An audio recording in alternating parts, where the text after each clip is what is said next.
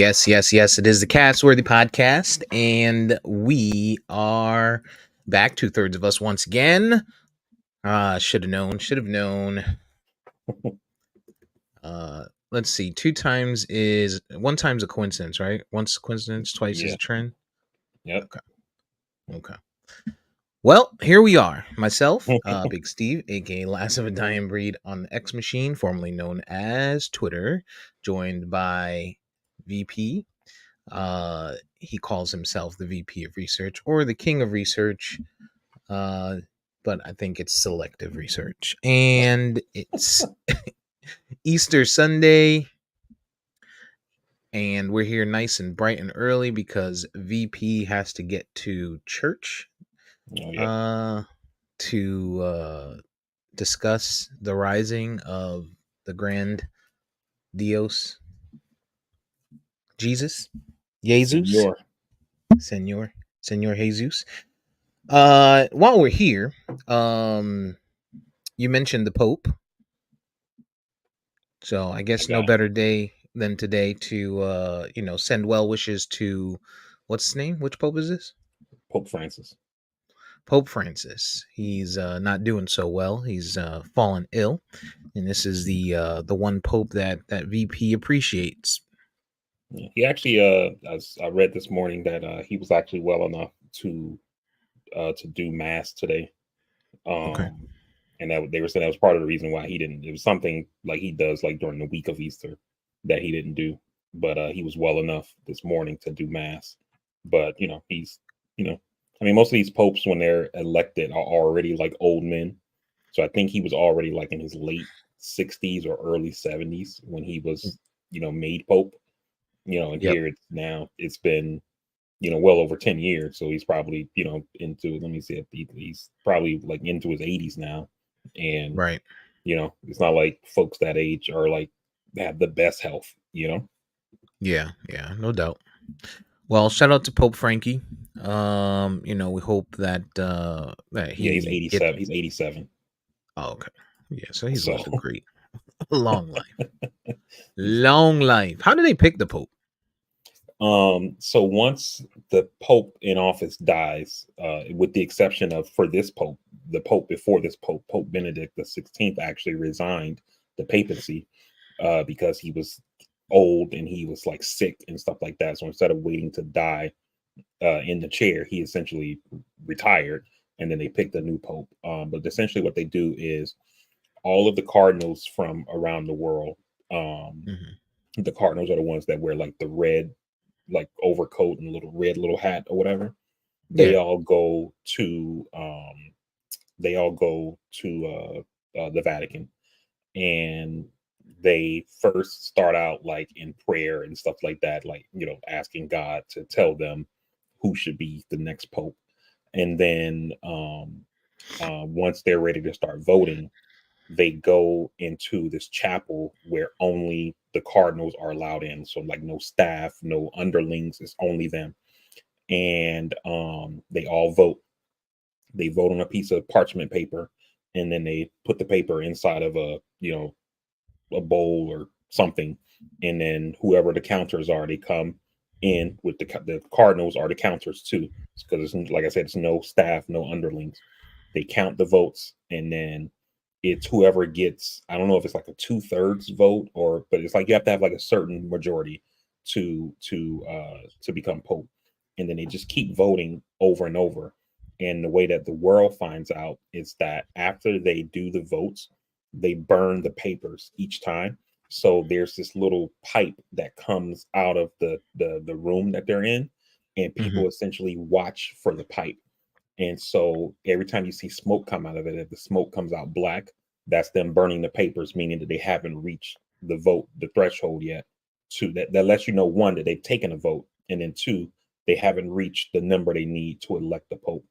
And then so people are just constantly watching that pipe over and over in the media. And then eventually, once they elect the pope, once they have like the sufficient number, they again burn the papers, but this time they sprinkle something on it which turns the smoke white. And then when people see the white smoke, that means that a pope Cocaine. has been elected. And then at that point, you're waiting for the Pope to be revealed. He comes out onto the balcony, and that's when people know who he is. But because in the current day's age with leaks and stuff like that, before he comes out, you find out who it was, like probably like an hour before it'll leak to the media saying this person was elected Pope or whatever. And then Yo, you're just kind of waiting for him to appear on the balcony. I can't believe they be selling the Pope information on the black market. ain't ain't nothing sacred no more, man. I think you're muted. I wonder if they have like bets for that shit. Like I wonder when it comes time for new Pope if that shit will be on uh I don't know, FanDuel or some shit. I mean, I wouldn't doubt it, man, because I mean it's so rare. It only happens every, I mean, you figure this Pope. I don't remember I don't even have it pulled up anymore. So this Pope was elected when Barack Obama was still president.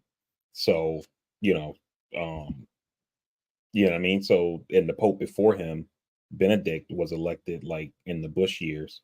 But then before that, John Paul Stevens, or John Paul Stevens, that was a Supreme Court justice.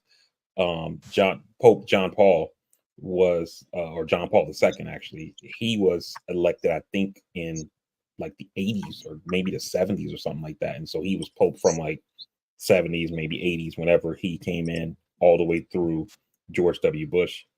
And then and that guy actually, some people were surprised he lived as long as he did, because he, like, early in his papacy, he actually had an assassination attempt and got shot by somebody. And he survived. It's probably because he had that closeness. So Was he black? no, there's a bit no black popes.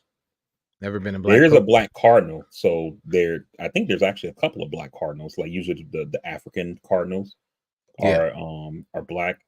Um, What do and you there's think of the odds of also, a black Pope? it's probably not happening. There's never been a black pope. There's never been an American, or not an American pope. There's never been a North American pope. Francis is the first South American pope. And Where's then he the from? last, he's Chile? from Argentina. Argentina. Close Hmm. enough. Yeah. And Close then enough. there's never been a pope from North America, so Mexico, Canada, or United States. Um, the last pope before this one was actually from Germany. I think he was the first German pope. And then there's also another cardinal who potentially could be pope. We actually don't know who this guy is. He's actually a Chinese cardinal, because, like, you know how Chinese government's communist and stuff like that, and like their like religion is not Catholic. So this guy is actually like, whoever he is like a secret or whatever. So like whenever they have to vote for the new pope, the Chinese cardinal usually has to like sneak out of China, basically sneak into the Vatican, do the voting and stuff like that, and then like sneak back into China. So, So so if he wins he has to come out the closet. yeah, pretty much. If he wins, that's we'll find out who he is. And then what's crazy about that? Like this whole process I just described to you, of like how they elect the Pope and stuff. And you know how these conspiracy theories go. So now all of a sudden this guy nobody knows who he is, he becomes the Pope. I'll So forget you can about just it. see, yeah, you can just see the Hmm. conspiracy theories going crazy. So Oh, they'll be prepping for COVID part 2. yeah. I mean, So yeah. the way that we hear about the Catholic Church in North America, there's no wonder why there hasn't been a pope from North America. Yeah. Uh, you know, like And they just usually the been last wild. times, the last two popes, so Francis and then the one before him, Benedict, um, both of them came in second place in the round before. Previously. Got Yeah. you. And so some people think that if there's going to be a pope from the United States, they think that it may be there's this cardinal named James Dolan. He's the cardinal of New York. Go figure. Some people think it could be him. Some people think that um it's possible there's another cardinal. I don't know his name, but he's from like the cardinal of like the Boston area. Yeah. And Oh, definitely not. but he is like super like anti, like all the like really like LGBT issues, abortion, all this stuff like that. And so some people think like while he is like extreme on those things, like even for like a religious person, um, um, some people think it possibly could be one of those two if you get a pope from the United States. Yeah, but them those Catholic churches up in Boston or Massachusetts tend to be the ones that have, Yeah, you know, the allegations. So yeah. There, there's I don't there's been know. settlements and NDAs. Yeah, I don't know if I want any parts of that. Right. And funny enough, you mentioned that the last Pope Benedict, when he was a cardinal in Germany, the Pope before him assigned him to like kind of spearhead these investigations into these priests and stuff like that. And then Yeah. like after he becomes Pope, stuff starts coming out about how he like kind of disappeared a lot of these cases and like disappeared some of these priests, some of them instead of like firing them and like or excommunicating them or whatever, they just moved them to like different churches and stuff like that. So, you know, and so some people think that that's why Francis got picked, was because it was like we need to get somebody who don't got none of that stank on them. So Mm, mm. here we are. Well, doesn't wouldn't the whole never mind, forget it. Holy water takes care of that, right? It's like splash. All the never mind. So it's Easter Sunday. Shout out to those that celebrate your egg hunts. Get those going. I'm sure Catholic priests have started theirs. And you know, have fun. Enjoy your family. Whatever you do on Easter Sunday. Otherwise it's just a regular Sunday. How was your week? Did you have anything interesting take place this week? Not anything interesting, just same old. Nothing Okay. to write home about. What Normal about you? normal week. It was a pretty quiet week. I didn't do much of anything. Worked, of course. This was my first week back from being off after a week, so catching up and shit. Yeah. Really is what that boiled down to. My I'm hoping that DeSantis didn't get to my grass people because they hadn't come in 3 weeks. And um you know, um so I had to cut my grass yesterday or 2 days ago, and I bought well, I already had a mower. I had an old mower, and it started up, and I was able to cut the grass. But I went and I bought an electric trimmer, and man, the thing is powerful. Yeah. And for anybody who's in the market for like lawn equipment, electric is probably the way to go. Yeah. Very convenient. It's cordless.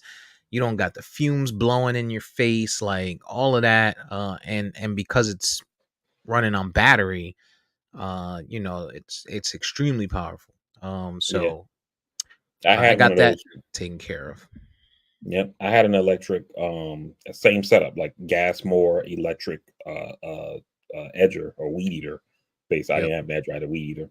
And but I had mine wasn't back then. This was like early 2000s, so it wasn't cordless. But that it was nice and powerful, got the job done. So Yeah. Yeah, I think I'm gonna go get the edger also, or I might actually take this one back, and then they got one that has the dual heads pause, where you can switch between the edger and the weed whacker. So okay, that's good. yeah, yeah. But electric is the way to go, and it'll save me $80 a month. So, for the price of the equipment, I will end up, saving money in the long run anyway. So Hmm. that's kind of what my weeks look like. So my allergies are kind of messing around. I'll be wearing COVID masks from now on when I do the lawn. Yeah. No question about that. But other than that, pretty uneventful, quiet week. Just watching the news, the media, some sports, a little bit of everything. Baseball season kicked off this week. Shout out to the Yankees. They've beaten up on the Houston Astros so far this week. Two consecutive games come from behind wins. So uh, big ups to them. And Yukon. As you can see, I have my 2014 Yukon hat on. UConn moved into the Final Four yesterday. So NCAA. I know we don't talk a lot about baseball.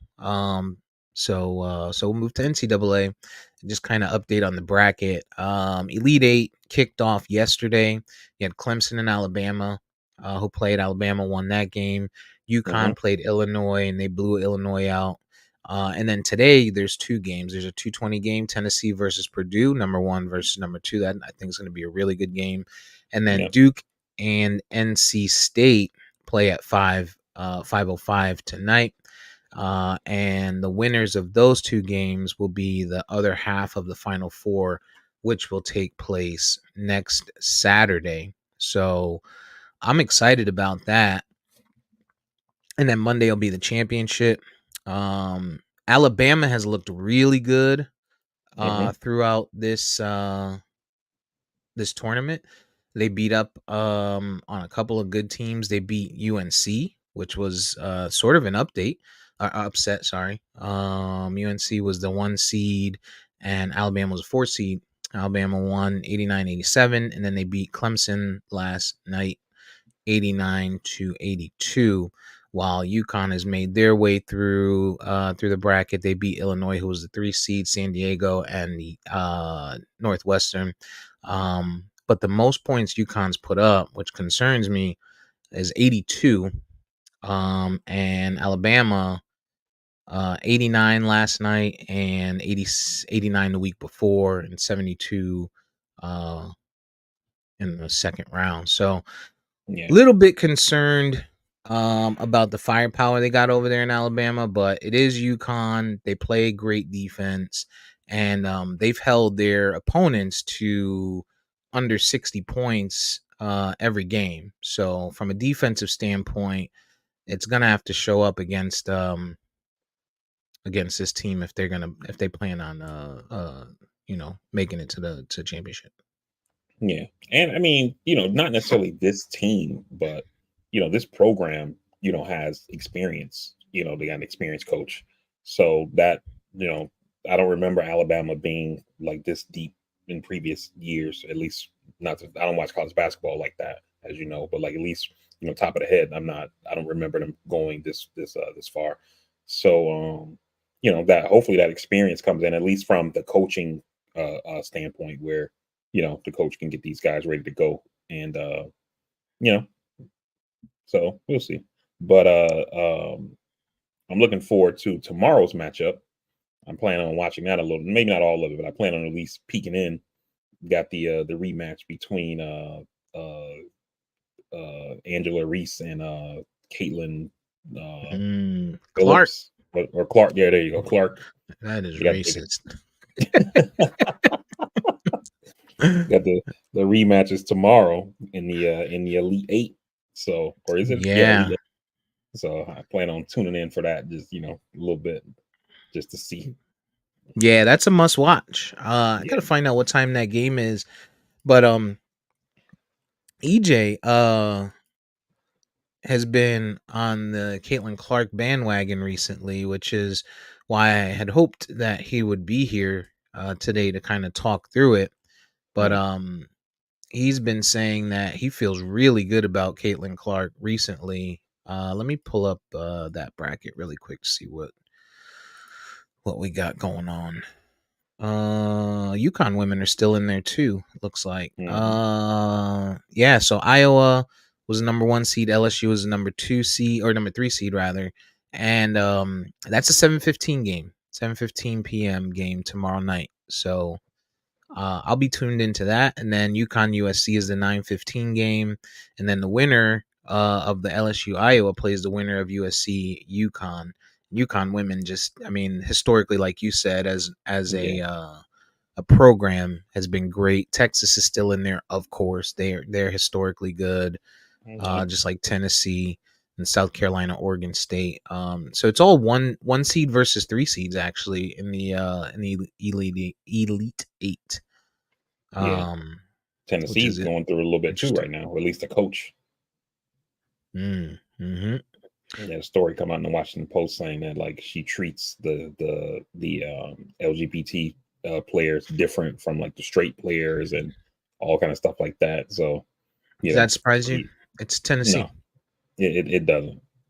It's ten- And what kind of made me think that this was going to be bad, because like a week before the article posted, um at a press conference, she said that oh, the Washington Post reached out to me about a comment. I'm in the middle of a tournament. This is ridiculous. Blah blah blah.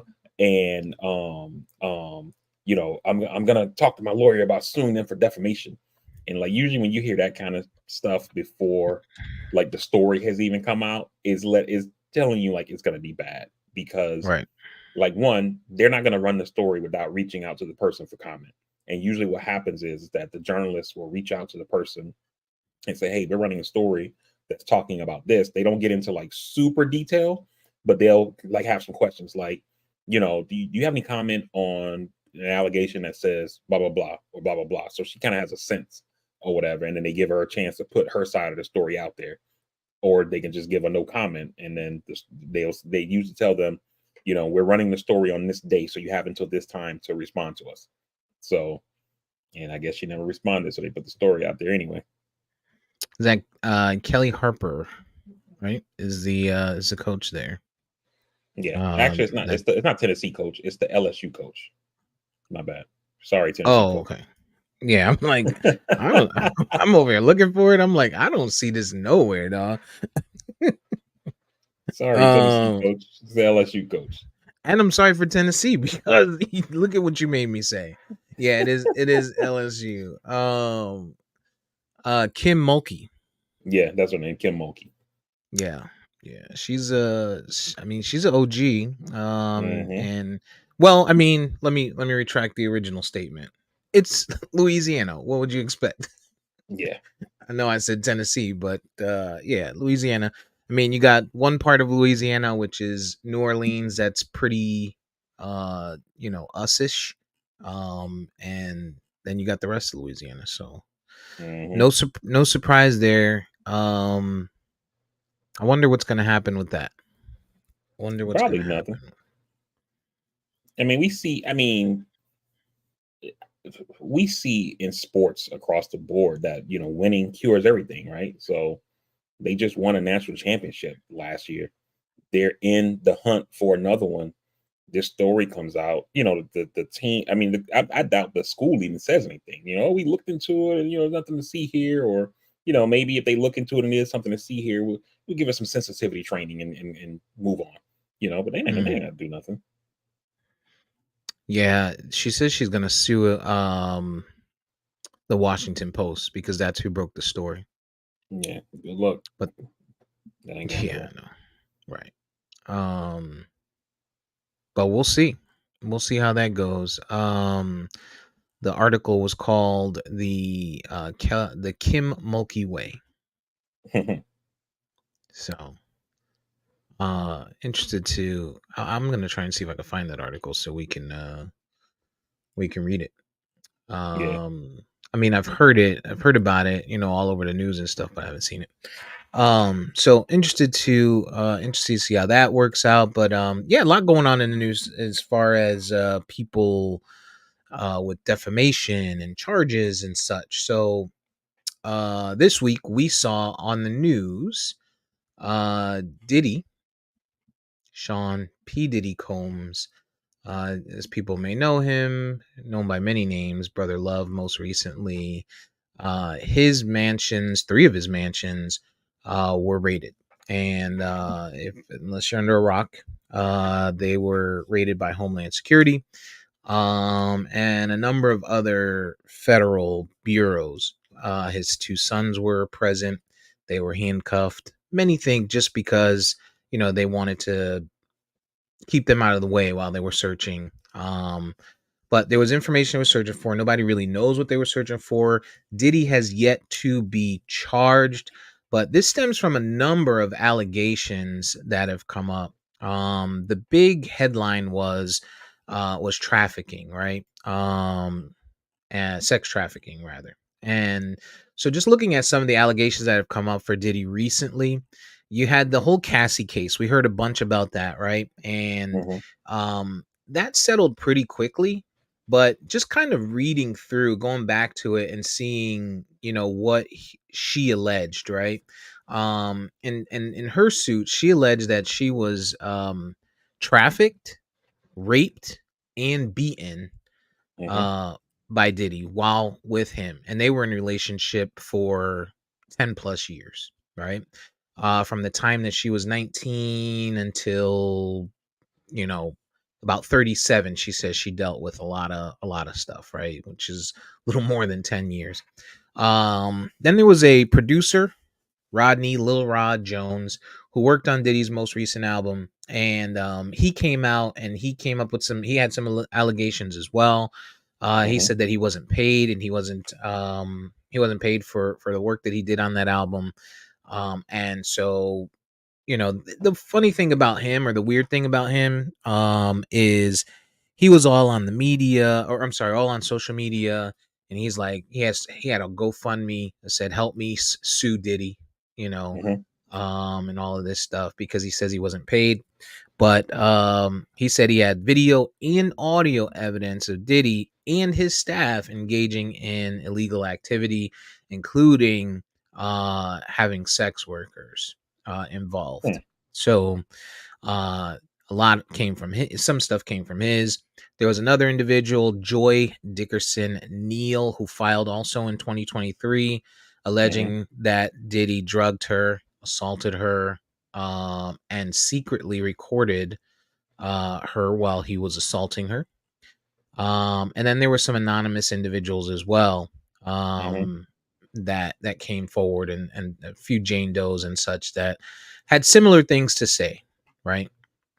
Of course, Diddy denies it. His lawyer came out and said this is foolery, and there's no truth to it. But I have to think, right? Um, he's been around since early '90s, right? Mm-hmm. Uh, Started as a background dancer. Kind of rose, not kind of rose to fame pretty quickly. Had some pretty big names: Craig Mack, Biggie, the Locks, Little Kim. Had some attachments allegedly to Tupac being killed. Number of Mm-hmm. different things that we've heard over the years, um, and it begs the question. How could one be a little bit hesitant to believe these allegations? Like, for me, I'm a little hesitant, but like, just knowing how things come out. We heard the Cat Williams interview. We've heard people in, Hollywood and the music business just say, like, yo, you got to do some funky ass shit to be in some of these circles. Like, I don't know, man. Like, what do you take of this? What do you take of all this stuff that's coming forward for him? I mean, it's like it's surprising, but when I say it's surprising, it's only like surprising when you hear the person, you know. Mm, But you're not surprised about like any of the actions because it's kind of like it's like we come to expect this stuff from you know Hollywood and in the entertainment space in general, you know. right. So it's just you're kind of shocked by the latest name, because like for example, if somebody came out and said that I don't know, Ja Rule. Ryan Gosling was doing it, you'd be like, Ryan Gosling, All like right. this guy's America's sweetheart. You know what Right, I mean? right. So, like Not the that, Notebook. right? You'd be shocked that it was him, but you wouldn't be shocked because like I mean it's Hollywood, so I can see it. You know what I Right. mean? So that's kind of how I feel about the Diddy situation. It's like I'm shocked just at the person, but not at any of the allegations. Now, what I will say is that I remember um hearing Cassie's allegations, and it was like, man, some of this stuff sounds wild, like the sex trafficking and stuff like that was already bad enough, the abuse and that kind of thing. And then Right. she went on to talk about like car bombs and stuff like that. It's like, come on, dog. Right. But now, like with this stuff coming out, it's kind of like, I wonder, like you know what I'm saying? So it's wild, man. It's wild. It's funny you say that because a lot of people over the years have said, you've heard rumors of Diddy being a monster, right? Hmm. Like this guy, he bullies people. Like you don't want to get it fucked up with him because, it could cause problems for you, right? Hmm. And usually, from our culture, it's different, right? When you hear that you hear that in with Britney Spears and shit like that, you're like, "Oh no, police are going to be involved. They'll never get to this," right? But in our Hmm. culture, we see people fight and get beat up and hate on each other and shoot at each other, shootouts at radio stations, people get stabbed, shot. I mean, remember Diddy had the shooting in the club that Shine took went to jail for. I'm not going to say took Right. the heat for, but ended up going to jail for. Um and the guy that got shot in the face during that is saying, or got shot as part of that, is saying now that he wants the case reopened, and he's saying that Diddy's the one that shot him. Mm. Now, is this an opportunity? Maybe this is an opportunity versus some of those other ones because this case has been closed for a long time. And even the Right. girl that came, the girl that got shot came out and said things, right? And the case is closed, right? Um, I just think it's timely for somebody, when you got this kind of money, but realistically, for the lawyers he's gonna have, and I'm sure the approach he's gonna take, all that's gonna be gone. The money that people think they're gonna come get now, if he's smart, that's gonna be disappearing, Yeah. slowly. But it's always been alleged but he's always been like this fun guy out and chilling and dancing, and you never see like from our culture again, you see somebody like that and you're like, he's a pretty boy. He's weak. You know what I'm saying? Like Yeah. he's not about that. He's making money. He's about having fun. I don't doubt or hesitate for 1 minute that he was a freaky ass boy, into getting his rocks off. But there's nothing against that, right? Right. Until it gets to the point where it's against somebody's will or where you're trafficking, allegedly, right? All these are allegations. I have to again go back to 90s, 2000 as we grew up in hip hop and we saw in all these videos, the video vixens, the video hoes, they were always making themselves available just like, women make themselves available to athletes. They were doing Hmm. the same thing for rappers and, these big mainstream stars. And so that's where some of the doubt can come in for some of the allegations. But again, I have to assume that in his time in the last 30 plus years, he's had to have run through thousands and thousands of women, right? Hmm. If not hundreds, okay, we'll say hundreds, if not thousands, right? Easily, and whether they were group activities, things like that, right? When you add the numbers up, they got to be pretty significant. Um, and these are just a select few, especially Cassie being his ex of a long time, to come out and say these types of things took place. They and I don't think that the federal government, you probably can speak to it a little bit better than I can, would take this type of approach where it's going to be that elevated and that mainstream of going and putting this much resource and this much money into three different locations. You Hmm. got California, New York, and Florida. Miami, somewhere in New York, I forget, and somewhere in California. Right? These are big locations, pricey locations, high profile locations, and this is a high profile person. I don't think they're gonna put that kind of resource and effort into something if they don't have some concrete information. Right.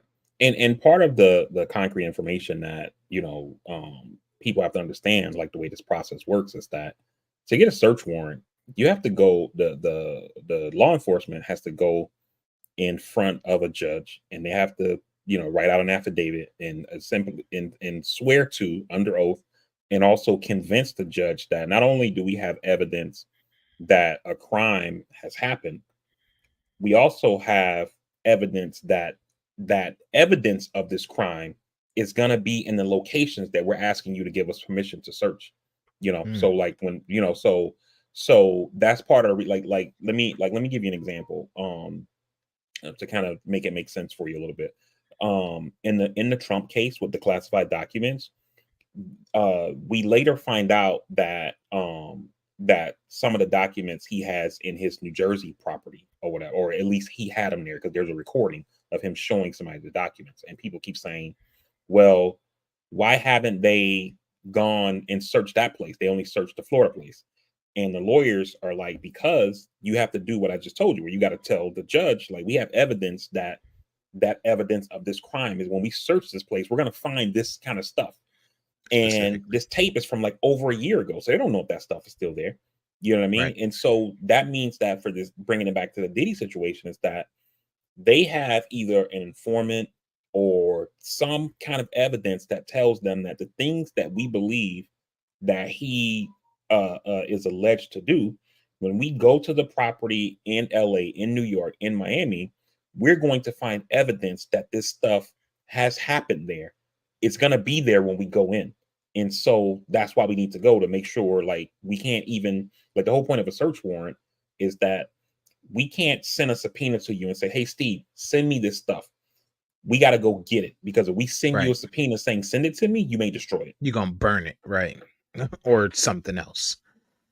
And I I s- I suspect that, well, let me pause that for a second.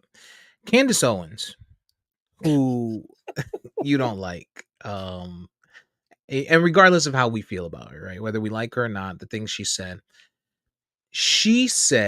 and you can tell me if you feel like this is conspiracy, and I know you want to consider the source, but let's pull the source out completely, right? And we say this is Diddy. We saw what we saw, the theatrics. She said that the government, or the raiders, were not there looking for something, but they were there planting stuff. I know that sounds like some movie shit.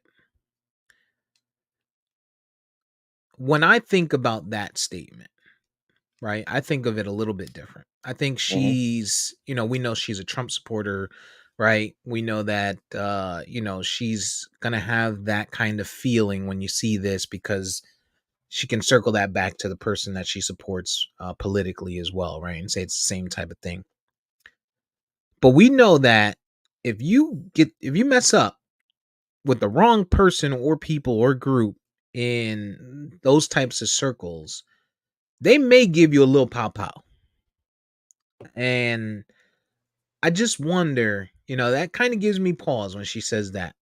Is there some truth to that? And I wonder how you feel about that. If I gave you a percentage, like from 1 to 100, what percentage would you think that's a possibility?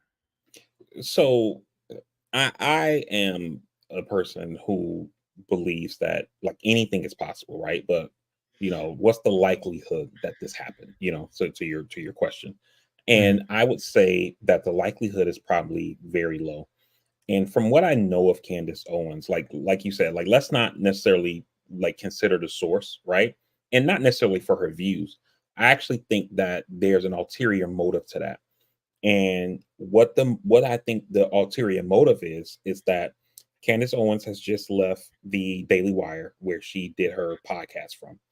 Right. And it's very likely that she got a payout, because they basically said we parted ways. She wasn't fired, but she essentially was fired, but they parted ways. Right. So as part of that payout, she probably has to be sidelined for a couple of months, as just part of her, a contract or something like that, before she could do her own thing. And I Mhm. think this tour that you see her on, Joe Budden, Breakfast Club, any Mhm. black media that'll have her, is essentially trying to build an audience.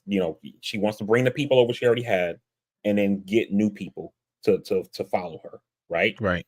And I think that she is trying to find some of that new audience in the black entertainment space. I'm a black person. Mhm. Here's all these black people who listen to these podcasts, like Budden, like Charlemagne, and the Breakfast Club, etc.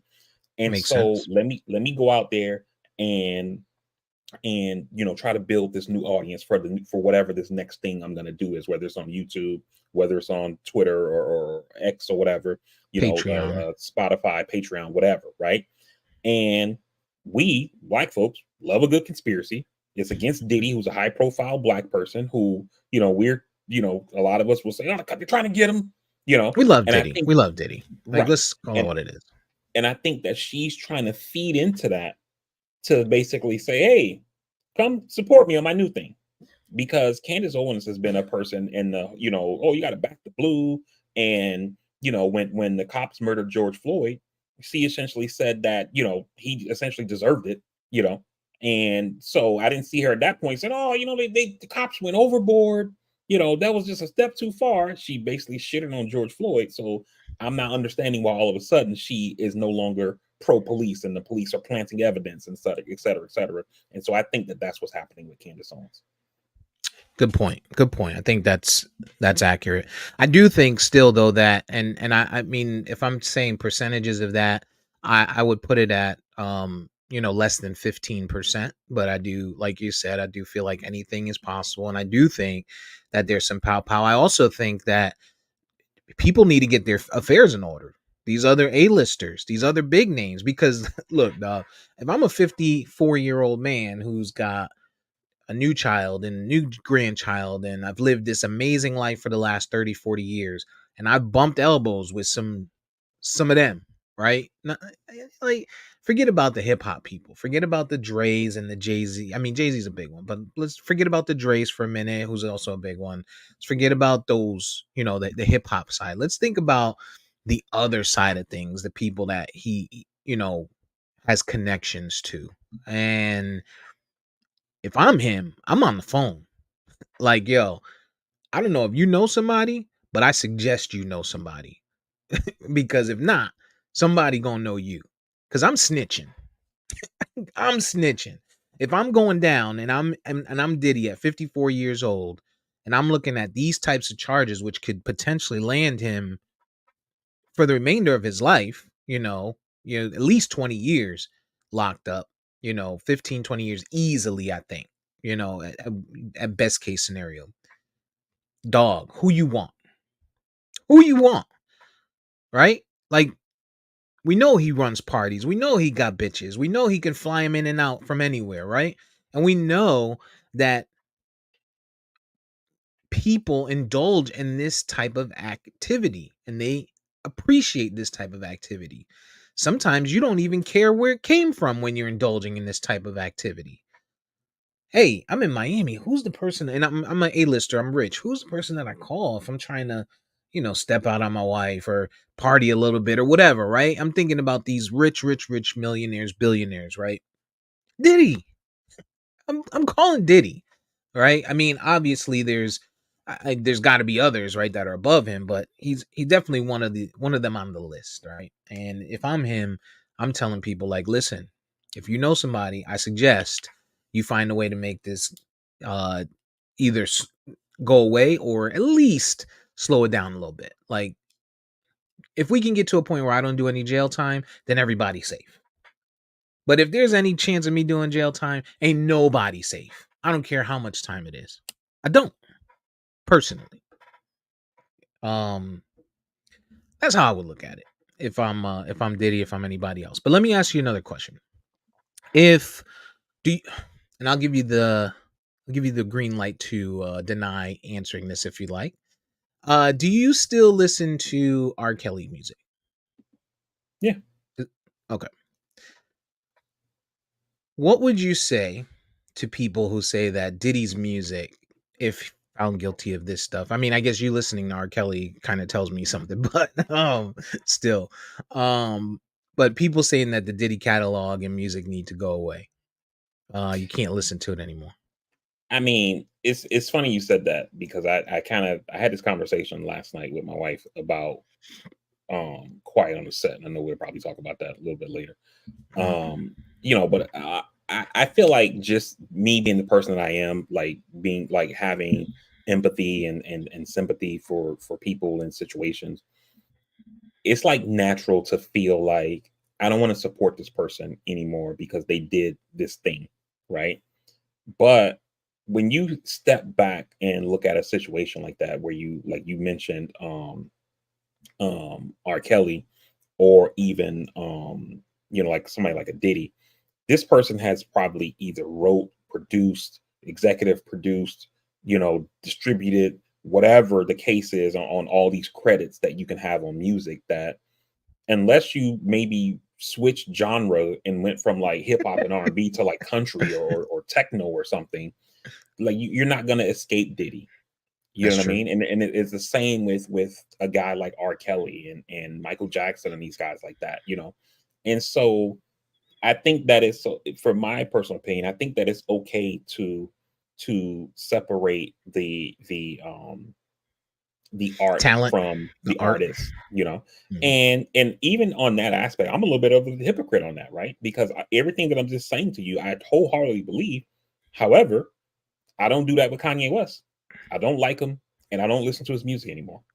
You know what I mean? And so, Would you watch so The Apprentice? no, absolutely not,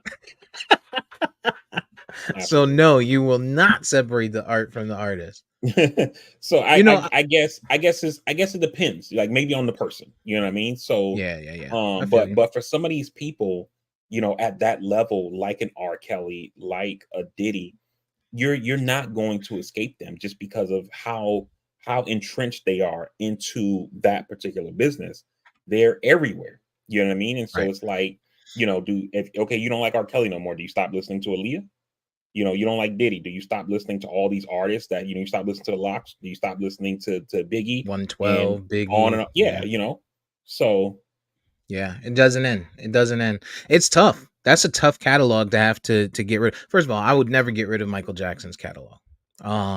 And that's that, right? But R. Kelly was he's convicted, he's in jail. I don't go out of my way to listen to it. There's some right, songs like I'd be like, yo, I gotta hear this. You know what I mean? Or if it comes on my playlist, it'll play. I haven't taken them off my playlist, right? But I don't go out of my way to be like, yo, it's gonna be a R. Kelly day today while I'm driving. right. But there's just some things that I will never be able to not listen to. It's just Uh, yeah. the Benjamins come on Uh, Yeah, and not be able to listen to it. Like that's a yeah, track like to this day, no matter where I'm at, Benjamins come on, I'm stopping and listening.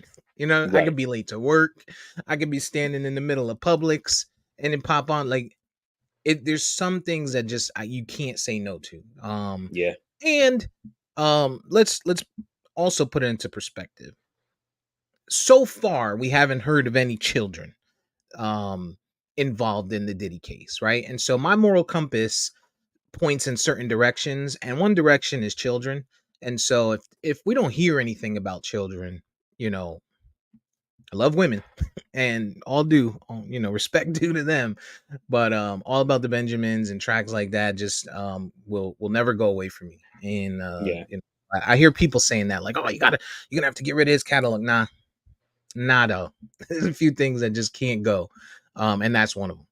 That's one of right. them. But I would say it's going to be interesting to watch this space and see where this all goes. It's also we saw the raids. I think it was what Thursday. It was either Wednesday or Thursday, but he hasn't been charged yet, right? So Hmm. I wonder if they haven't found what they're looking for, or one of the things I heard people saying is that they were looking for the NDAs, right? Because let's say they do find the NDAs, now the subpoenas supersede the NDA. So all that shit that's in the NDA, now they could go talk to you, yo, VP, you got an NDA. I know you signed it, but guess what? We're subpoenaing your, interactions with this person. And So that's a lot of people, I think. Those I, parties I he had people sign NDAs to get in. yeah, and I've seen a lot of people put stock into the he hasn't been charged yet thing. Don't let that, you know, that doesn't mean anything. So think about it this way, right? Like on a timeline, you're doing an investigation. You know, they got evidence that evidence are in the property, so they go in the properties to find more evidence. They still got to go through everything they found to Right. see, what do we have here? You know what I mean? Because they could have went in there and found nothing, you know. Or they could have went in there and found more stuff that now requires more investigations, you know. So now they go into the LA property and then find evidence that there's some stuff going down in the Bahamas property. Now they got to reach out through to the Bahamian officials and try to, however they do an international kind of collab, to get access to that. You know what I mean? So this stuff takes time. So if charges are going to come from now, it's one thing if they said we think there's going to be evidence, and then they went in there and there was like a fucking gangbang happening and a bunch of eight balls, yeah, they might have arrested him on the spot. You know what I'm saying? But for the most part, there's still more investigation to do. So I wouldn't put much stock into the whole he hasn't been arrested yet. Yeah. No, I agree with you. It just, again, like you said, I think it's the person that we're seeing associated here, right? This is Diddy, right? Like I'm like I said, we've talked about his time in the business. We've talked about his catalog and stuff like that. It's just this is a household name that you wouldn't expect. I heard somebody say recently, and I said it in the chat also, but you had black billionaire Kanye West last year. You got black billionaire Diddy this year. I'm just saying, there's a trend. We've seen. It's just out of nowhere, man. I don't want to say out of nowhere. Bill Cosby, you got Kanye, you got Diddy. I just think you gotta put some stake into it. This is America, right? Like, and regardless of how much of a conspiracy it could be, again, we're talking about that percentage of 1 to 100. Without ruling anything out, there is a percentage that this is just Americaning. You get what I'm saying. I get what you're saying. So I hear you, right? And We even saw I Oprah being attacked I tend to recently. look at things like this differently. And I remember, let me tell you a story. I remember when I first joined the Marines, my recruiter was talking to me before I went to boot camp about, hey, when you get there, make sure you always keep your foot locker locked because people will steal your shit or whatever. And I was like, people in the Marines still? Because I'm like, you're in the military. These are people of valor, people of honor. You know what I mean? People with Mm, high sense of a high sense of a moral compass. And my mm. recruiter told me, me, young 17-year-old me who don't know nothing about the world, he Glad you know says, more now. he says the Marines are made up of people from the general population, and people in the general population still. So they'll still continuously, even in the Marines, or they don't that shit don't matter or whatever. And I was like, I never Right. thought about it like that. And these billionaires, these people, they're just people from the general population, and there's a subset of people who, you know, got some ways about them. And I think when we see these kind of cases like this, and again, these are all allegations and nothing's been proven or whatever, right? But Right. it seems like when they do the Netflix, 6-part series on how this happens, it starts off with, they wanted this little thing. And then, you ever heard that saying? It says power corrupts and absolute power corrupts absolutely. And it's Mhm. like now they want more, and then they want more, and then it's not like, okay, I smashed these bad chicks from the club. Now I smashed a couple bad chicks from the club. Now I'm smashing baddies that's in the industry. Then I smashed a couple baddies that's in the industry. I smashed some baddies while I was high. I smashed them on the plane, smashed them on the mountain, splashed them in different countries, on a boat, Argentina. under wherever, you know what I mean? And now it's like you got to keep stepping the game up to, it's kind of like chasing that high. Why we see people who do drugs, they start doing harder and harder because it's like it's harder to get that high because you have built up this tolerance to whatever your drug of choice is or whatever. And you could and again, these are allegations, but it seems like a lot of this stuff when you start hearing about the really heinous things, they probably started with something simple.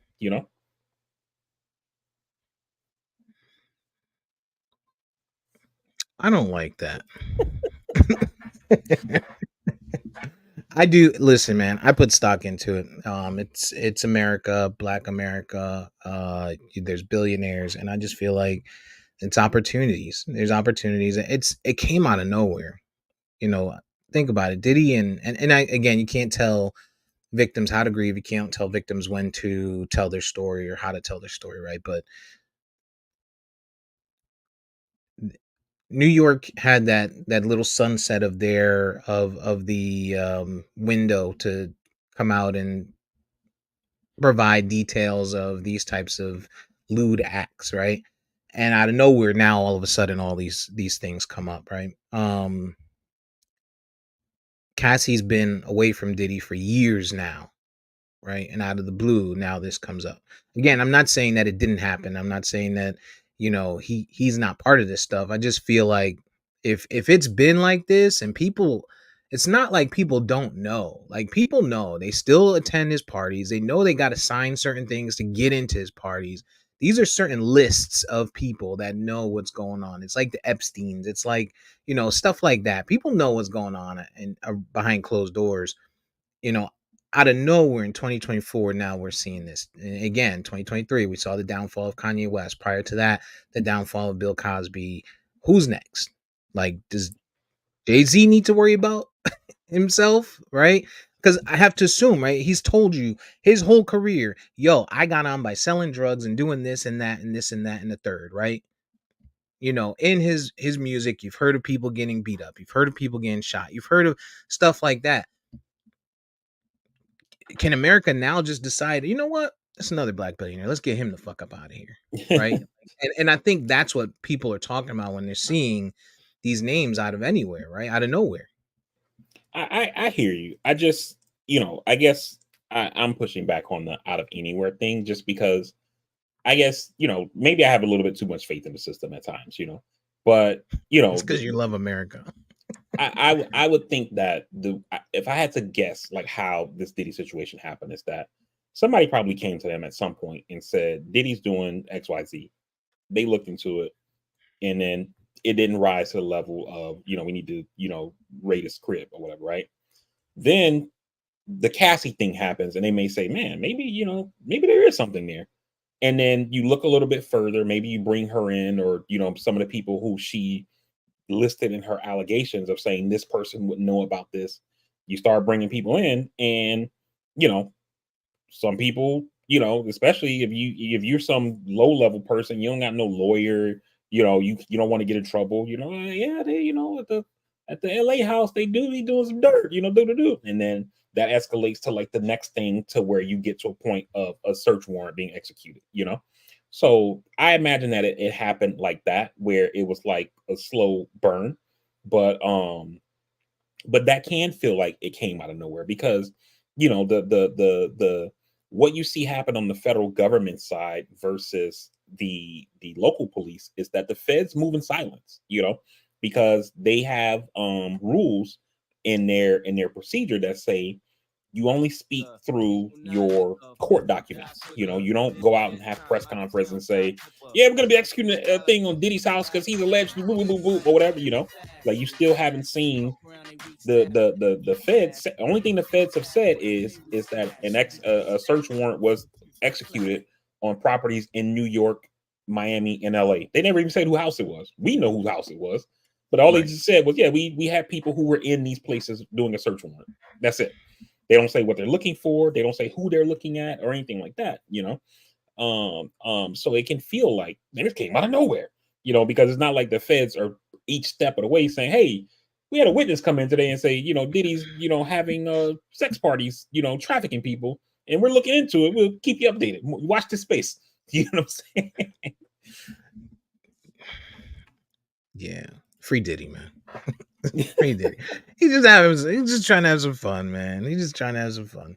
I have to wonder, like, and just before we move on from it, I have to wonder if like the feds took over some of the case, like Cassie stuff and stuff, because they settled, right? So like I have to assume that if he has the money he has, right, the lawyers he have to have the wherewithal to say, hey, we're gonna settle with you. She was probably around 90% of any wrongdoing that took place Mhm. for a span of 10 to 15 years of this man's life. Probably at the peak of his career, the peak of his wild shit. I have to assume that they would be smart enough to say, look, we settle, you got to shut the fuck up. Like you can't You can't testify. You can't give any more information. What you've given up until now goes out the window. Here's your 10 million, right? Keep it moving. Go Yeah. live a nice life. Be funky, right? Um, so I wonder if the feds just took it over based on that, right? And we have to also remember that just because someone settles, that's not an admission of guilt in any way. Right. So I guess that's where it gets tricky. Um, it's And gonna what could cost have a lot of happened? money. Yeah. Oh, for sure. I mean, and what could have happened to the point that you're making is, and this is, obviously I'm not a lawyer. I feel like I've become a TV lawyer almost from all this Trump shit that's in the news. I'm always watching stuff about the criminal justice And system yet or you whatever. still trust the system. So, but what could have happened is that maybe they put Cassie in front of a grand jury or something. They asked her some questions. She said, I can't answer that. I can't answer that. And I got an NDA. Okay, boom. Now the lawyers let her leave the box, and then they go to the judge and say, we need you to issue an order to compel her to testify, basically Mhm. breaking the NDA. So that way it'll Right. protect her from not being sued by Diddy for violation of the NDA. And then Right. now she got this paper from the judge saying you got to talk, and then she can go back in the box, and then now she's able to talk or whatever. So I imagine if they've used Cassie, something like that probably happened. It's gonna cost him a lot of money, man. It's gonna Hmm. cost him a lot of money. He's a very powerful individual, and I have to assume, like, I would be concerned with my safety with the type of power that he has, right? Like if I'm somebody that's getting up on the stand or putting out these statements or these allegations, I would be concerned with my safety. Yeah. For sure. As we welcome in EJ from his slumber, the slumbering giant wakes up. Uh, we say Diddy 3 times and he appears. Take that. Take Hey, that. listen. Hey, Yeah. listen. A little bit of All About the Benjamins and he We're pops up. we're Pause. forgetting. I've been listening for a while, but it's a lot going on Nosy ass around Wait, here. girl. wait, what? Hey, I've been listening, but I could not join. But Like I thought he was gonna say, yeah, I've been listening like the last 5 minutes while I was getting set up. I've been no, listening for a while. no, I couldn't get on. Couldn't get on. Oh, He's But dedicated to the craft. yeah. listen, we forget that there's other testimonies. So there's another person, I can't remember his name. The other person that testified against Diddy that actually said he runs a drug trafficking ring. I heard Lil about That's that Rod. I don't know the guy's name. Okay. But it's another person out there whose testimony is even worse than Cassie's. So you have that. And this guy, like Gene Deal, who's his former bodyguard, has been on interviews for years saying how foul Diddy has been. Now you one. also have the person who was shot in the club who You're not gonna come on testifies. here down talking Diddy, man. We're not getting Like to deal with I, we're not getting to deal with revolt. Just stop. Anyway, yeah, I'm not tolerating so this. so the woman who got shot in the face by Shine comes out and says, I know for a fact Diddy actually shot me. Allegedly. Something that Shine has been saying for up teen years. I mean, this guy has have a history of doing foul shit. It's his time. And the feds, like VP said, feds move in silence. They're not coming out to your properties like that without sustainable evidence. If I'm Diddy, I'm going to Bali with Russell Simmons. Russell Simmons. Yeah. Yeah. Mhm. Catch me if you can, motherfucker. But supposedly there was a recent video of this dude just chilling in Miami. Yeah, Yeah, handing he, out he money. was he was out there with I forget the dude's name. Well, not handing out money. Yeah, I He saw was I with saw a clip of him, not clip. I saw a still photo of him, crowd around him. He's just handing people money. I mean, you may as well, right? You don't know what the next couple of years is gonna look like. Right, little alleged, jury tampering. You know, Clean it. I, You gotta I don't find know a if way this to case clean gonna it. be in Miami, New York, LA. Let me start handing some shit out. Yeah, he gotta find a way to clean it and spend it. Like I said, man, if I'm him, I'm leveraging my power. I'm leveraging my knowledge of everything that I know that has taken place over the last 30 plus years. And I'm going to put some people, some quote unquote friends in some really difficult situations. Like, dog, you know somebody, I give you this much room to not say something. I dare you. I dare you not to say something. If you know somebody that can make this slow, go away a little bit, slow it down a little bit. I really, really hope that you do that, because if not, you coming with me, because I'm snitching. I'm ratting. Call me what Yeah, you want. We live in this society, in these neighborhoods, and in our culture where telling is bad. We've lived that for so damn long. Well, guess what, dog? you know I'm what the tail's telling. gonna be. The tail's gonna be. You see Diddy come out in one of the MAGA hats. You know Trump be giving them pardons away. Yeah. Vote or die. Vote or die. I don't think Literally. he. Yeah, I don't think he would go that far though. I would hope not. Yeah, you know what? I'd rather go to jail. Uh, I'd rather go to jail. And Trump probably part of it. Trump probably done indulged in some of that. Meek I Mill don't know. is a sex worker. Well, 50 Meek Cent, Meek 50 Mill Cent's has been baby mother, 50 Meek Cent. Mill's been tied to Robert Kraft, who was tied to sex workers, and now tied to Puffy. Diddy, who was also tied to sex workers. Meek Mill's a sex worker. Well, I don't That know is if how y'all, math works. I don't know if Yo. y'all been paying attention, but 50 and his baby mother of his most recent son has literally been um, named as one of Diddy's sex workers. So Yeah. 50 has been on a tirade posting. Oh, that He, makes he, sense now. he's been like, yeah, I don't want any sex workers. Because Everything he posts. I didn't Yeah. see anything from 50, but I saw somebody who posted like, I'm afraid to go to 50's account. And now that Yo, makes sense on what they were talking about. he's killing his baby mother. Yeah, Killing her. Daphne Joy, baby mom's, has been alleged to be one of Diddy's sex workers. And so yeah, 50 Cent been, and first thing he did was went and filed for custody of his kid. Full custody. Smart Mm, ass, smart man. Smart man. Give my son. Got me fucked up. And I want all that money I've paid you over the years back, bitch. 'Cause you a mm. damn criminal. You, you a criminal.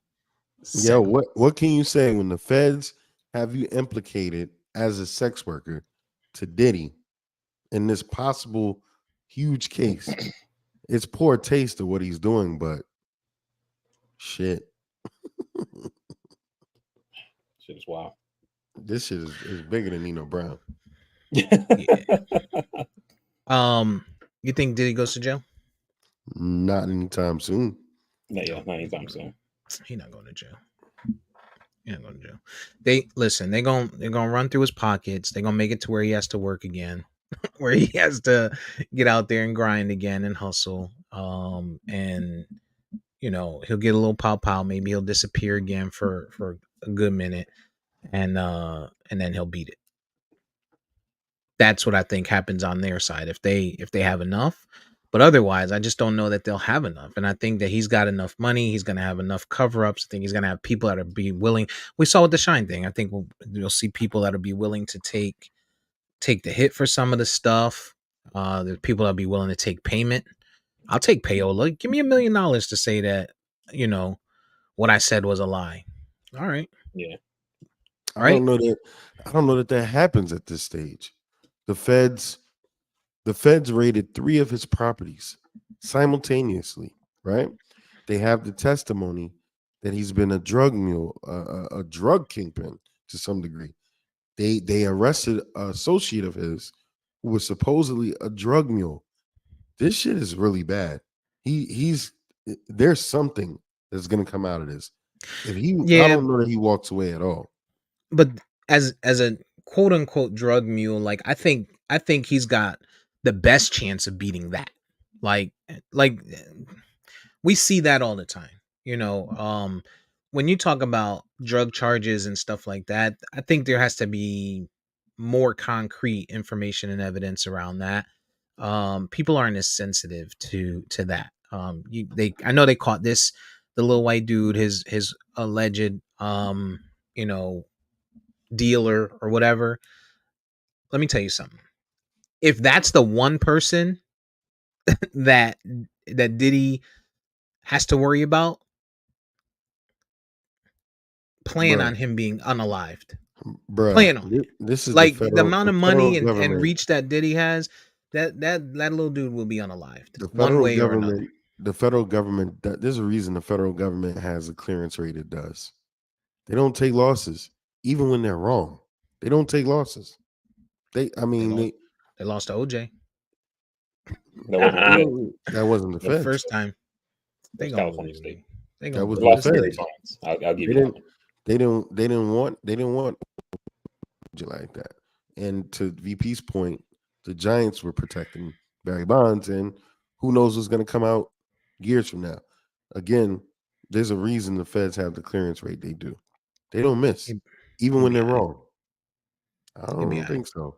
Yeah, I I don't think they think have so. this like a 92% conviction rate. When they That's bring it. charges, it's likely you're going to prison. Look, So so you're saying there's a chance? Yeah, there's definitely a chance. Don't get me wrong. I mean, part of the reason we have to factor into that clearance rate is that a lot of these people are folks who can't afford lawyering like Diddy can, right? And so that plays a part in it. You know what I mean? But at the same Mhm. time, even high profile people get convicted when the feds come knocking. here's the So thing. I think Most of the he. I most of the think he gets mafia convicted. guys, most of the mafia guys that have been taken down by the feds, if you look at what they've been taken down for, most of the things they were convicted for were things they didn't even do. That money I think. runs out for everyone. I think he gets convicted of some things, some stuff. I think goes through. I don't think it's enough for him to be in jail. I don't think he ends up in jail. I think he's gonna be. I think there's gonna be enough holes in stories. Like we're talking about stuff from the '90s, right? You're gonna have these everyday broke ass, normally going to 7-Eleven to to sell ice creams overnight to make a little extra money, sitting on the stand saying he took advantage of me back 25 years ago. You know what I'm saying? Like, all right, well, tell us your story. Tell us about the night. And now you're gonna have $1 million lawyers, groups of lawyers sitting there taking notes, taking notes, taking notes, finding holes to poke. I think there's going to be enough there. There's going to be enough to cause doubt. Again, I think he's going to be found guilty of some things. I think he's going to have to deal with some stuff. I don't think he's going to do jail time though. I think I think it's Nope. bigger than somebody just saying he touched them. Again, he's being held to sex trafficking. Like there's people that are saying he's done way more foul things than we know of. And it's to the point where people are actually being implicated in federal documents. So you're gonna have people that's gonna be, put to the fire like, nah, you can't get out of this. And then you got testimony from guys like Gene Deal, who's been telling stories about Diddy for 3.5 years now. It's almost like Keefe D. It's almost like all of the stuff that went on with Tupac. This shit is big. It's huge.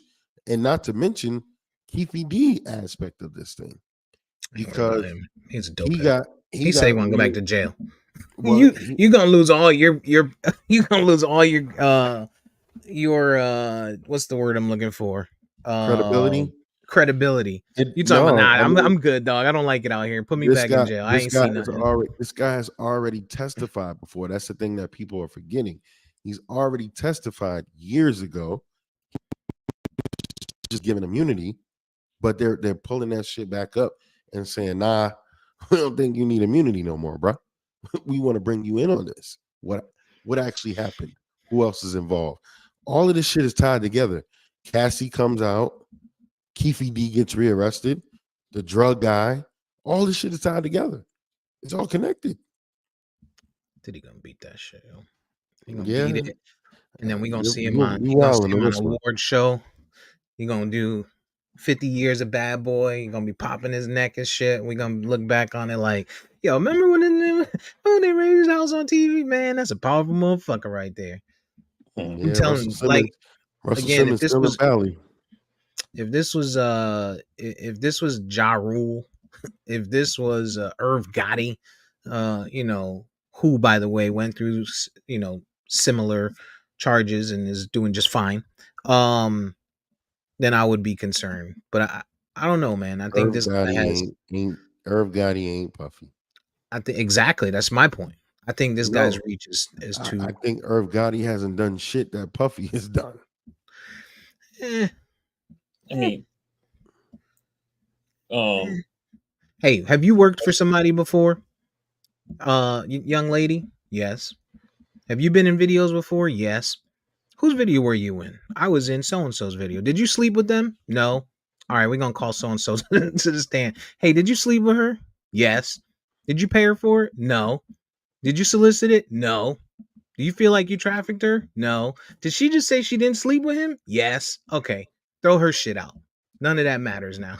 She's not a credible witness. Like, I feel like that's how things are gonna go. Now, don't get me wrong. Again, I said I feel like he's gonna be convicted of some things, charged and convicted for sure. But I think a lot of these people, I think they're gonna be there. There's gonna be a lot of holes to be poked. Pause I or not mean, pause we'll or see. resume. You know what? Watch this space. Nonetheless, Hey, nonetheless, on the EJ, man. scene. Go ahead. Oh, sorry. I was just gonna ask EJ how the good people of Baltimore doing after the Francis Key Scott Bridge collapse. Is it Francis Scott Key? Francis Scott Francis Key. Scott Yeah. Key. Mhm. Yeah. Francis Scott Key, who These who damn Democrats don't care the about national nobody. anthem, founded the national anthem during the War of 1812 in the Baltimore Harbor. The bridge, Allegedly. yeah, well, the bridge is a sight to see, man. Like it's that big ass space, and I think they moved the boat. When you drive by, you don't see the boat now. Yeah, ships can Um, move. yeah, the ship, it's a sight to see, man. You really take for granted how big that bridge and that structure was now that it's gone. I've only driven over it 5 times in 15 years. I mean, while it literally makes no sense for me to have to go on that bridge, but it's something, and thankfully it wasn't during rush hour. But people are fucked up by it, as they should be. You know, it's a tough thing, it's a tough loss, and it's a That scary shit's thing. suspect to me, yo. That shit's suspect to me. I live in a world of skepticism.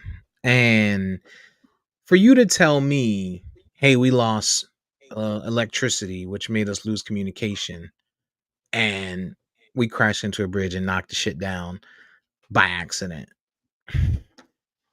Eh, I know a little too much about life to know that there's got to be some type of override. There's got to be some type of manual override. You're telling me that a boat, a big ass ship, a big ass fucking cargo ship at that doesn't have some type of override for if they lose electricity or communication? Come on, dog. They didn't lose communication. They lost power, which made them lose steering. So they were just being the current was Dog. basically just taking them. Did they have power on the Nina, the Pinta, and the Santa Maria? The what? No. No. That Them three boats had a those they boats had were boats. This was a Right. Those were like cargo ship. sailboats. What are you dog. Yeah. talking about? You can You throw the sound shit in reverse. ridiculous. You can throw the shit in No, reverse. They didn't have power. How would you no, gonna throw it in reverse? no. You couldn't flip the little what is that thing called? The wheel? You couldn't The turn the wheel to current the was right? taking it. It didn't matter Stop. what they were doing. It was Stop. gonna, but you know, This was neglect. the key thing now is getting the port back open, just because of the things that this port supports, for not just the city of Baltimore, but Crawfish. for the country. Did a little bit of research here, and About time. the port of Baltimore is the 11th largest port in the United States, employs 15,000 direct jobs, supports almost 140,000 indirect jobs. Number one for import and export of autos and light trucks. Number one import and export of farm and construction machinery. Number one import of sugar. Number two for export of coal. And it handles about 52.3 million tons of foreign cargo in 2023. So that's a lot of stuff that has to now be rerouted to to other ports around the country.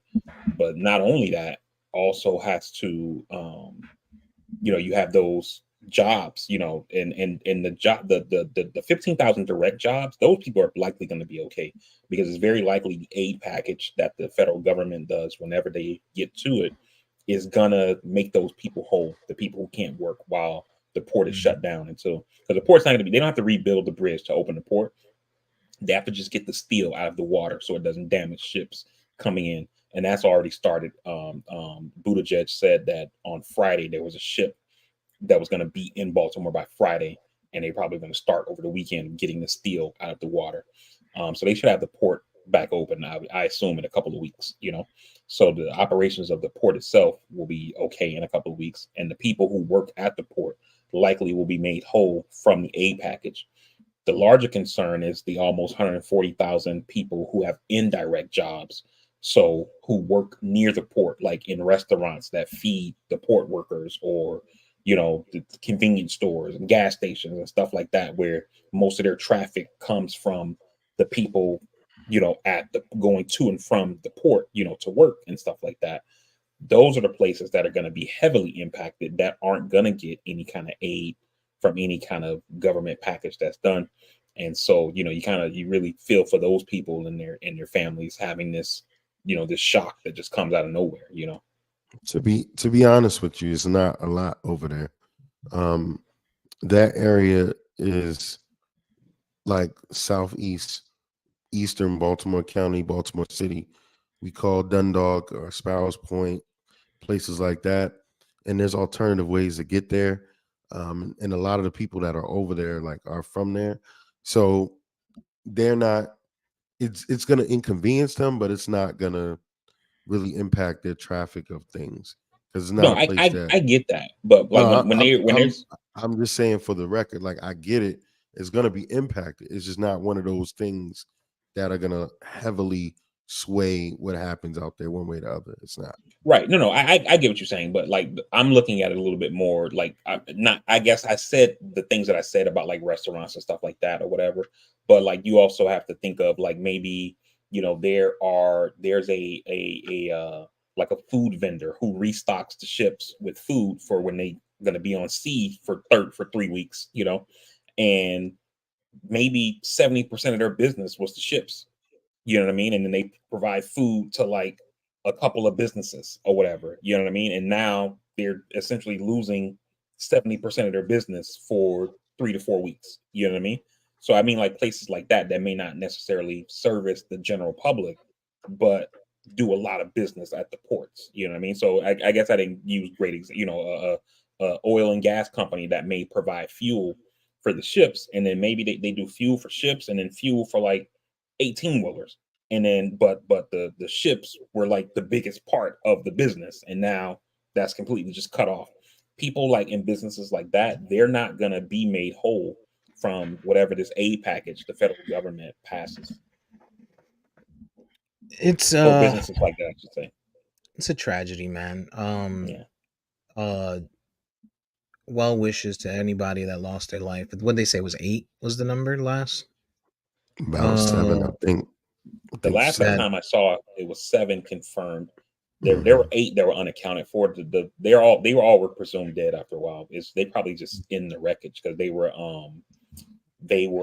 Construction people who workers. were, yeah, construction workers who were like doing maintenance, overnight maintenance, filling potholes illegals. and stuff like that. They were Illegals not at that. illegals. They were not illegals. They They were were No, they illegal. weren't. documented. They They were were not documented. illegals. They were okay, they were undocumented They immigrants. were not undocumented. No, they weren't They had undocumented. paperwork. They were working legally. Undocumented. But No, that also kind that's of just not. shows That's not you, cool. That's not cool. yeah. that also just kind of shows you, like, how people in this country shit on immigrants who are out there doing work that Americans don't want to do. You know what I mean? And then, I we don't know complain about about, that either, but these guys were doing construction work. yeah, They but I were mean, just guys. They were just guys working on a bridge that do bridge work that they weren't cleaning sewage Shit, pipes and shit like that. These guys were working guys that know engineering. They just happen to be Hispanic guys that have young Hispanic guys that you have don't you families. don't got to know engineering to fill a pothole. You gotta know some level of, and we just can't go out there and fucking fill it. Have you ever filled a pothole ever in your life? Fill a well, pothole. Listen, see, if you give that's what they were doing that night. But Like, these guys what are you they talking do about? bridge maintenance. They just that night they were filling potholes. Or regardless, if I'm just filling the pothole, that's not something that the everyday citizen knows you're how right, to you're do. right, but I don't think you have to be an engineer to fill a pothole. It's called That's all I'm engineering. saying. It's a part of engineering. Okay. I Hmm. get what I think Steve's Like, point is that Steve is saying, like, is the guy entertainment coordinator or is he a pimp? I think that's the point Steve is making. But I ain't saying, I'm I not think you're saying this both person went right. to college for a structural bridge building engineering degree. I'm saying that this is what it's called when you work on roads. It's called engineering, I was a construction. sanitation engineer for a little bit when I used to take out the garbage at an office building.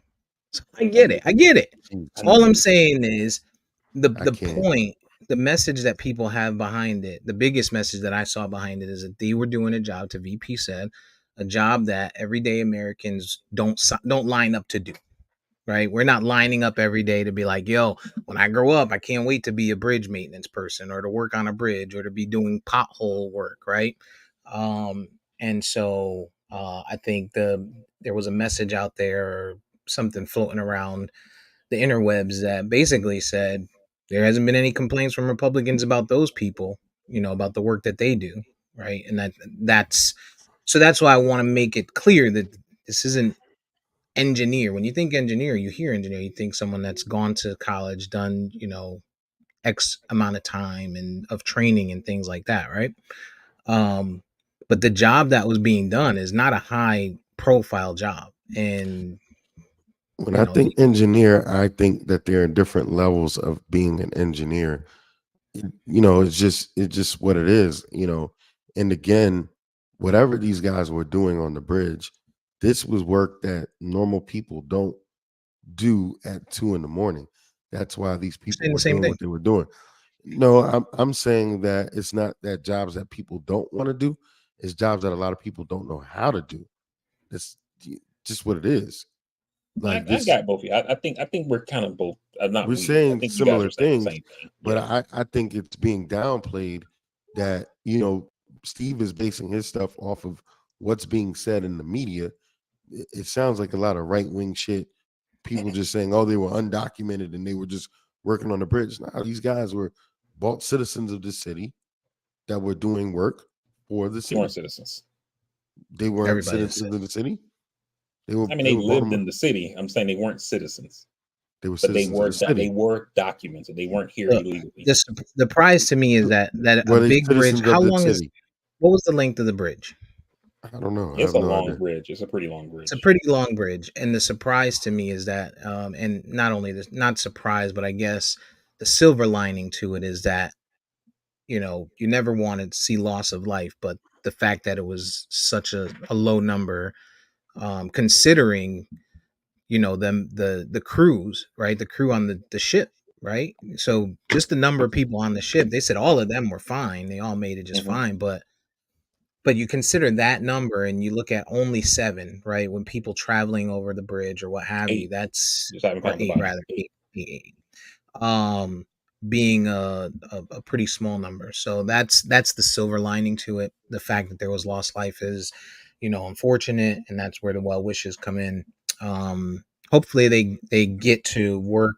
I know the government has started their reach into it, but hopefully they get to work and they can do everything and get that back up and running pretty quickly because I heard in VP's tone, a lot of excuses for inflation. So, wow, I didn't see that coming. Sometimes that truly surprises me, EJ. The Um, number one port in for sugar and for this and that. Yeah. So you're saying prices for sugar gonna go up though? I mean, there's gonna be some. I don't want to say disruption, but I mean those things have to get offloaded somewhere else. Which means now if they go to like I don't know I don't know what the next nearest big port is, maybe New York or Jacksonville or something like that. Because you got to Yep. remember the port has to be big enough to support the ship or whatever. So do these ships get rerouted to LA instead of the East Coast and stuff, So it's a thing. We'll see what happens. But just two quick things on the point that you was making about not having greater loss of life. I shared a thread with you guys in the chat when this came out or whatever. I don't know if you had a chance to read it, but I want to read from it real quick. And I only need to read like 2 tweets from the thread. It's a longer thread, but just to kind of make the point about why we didn't see a loss of life.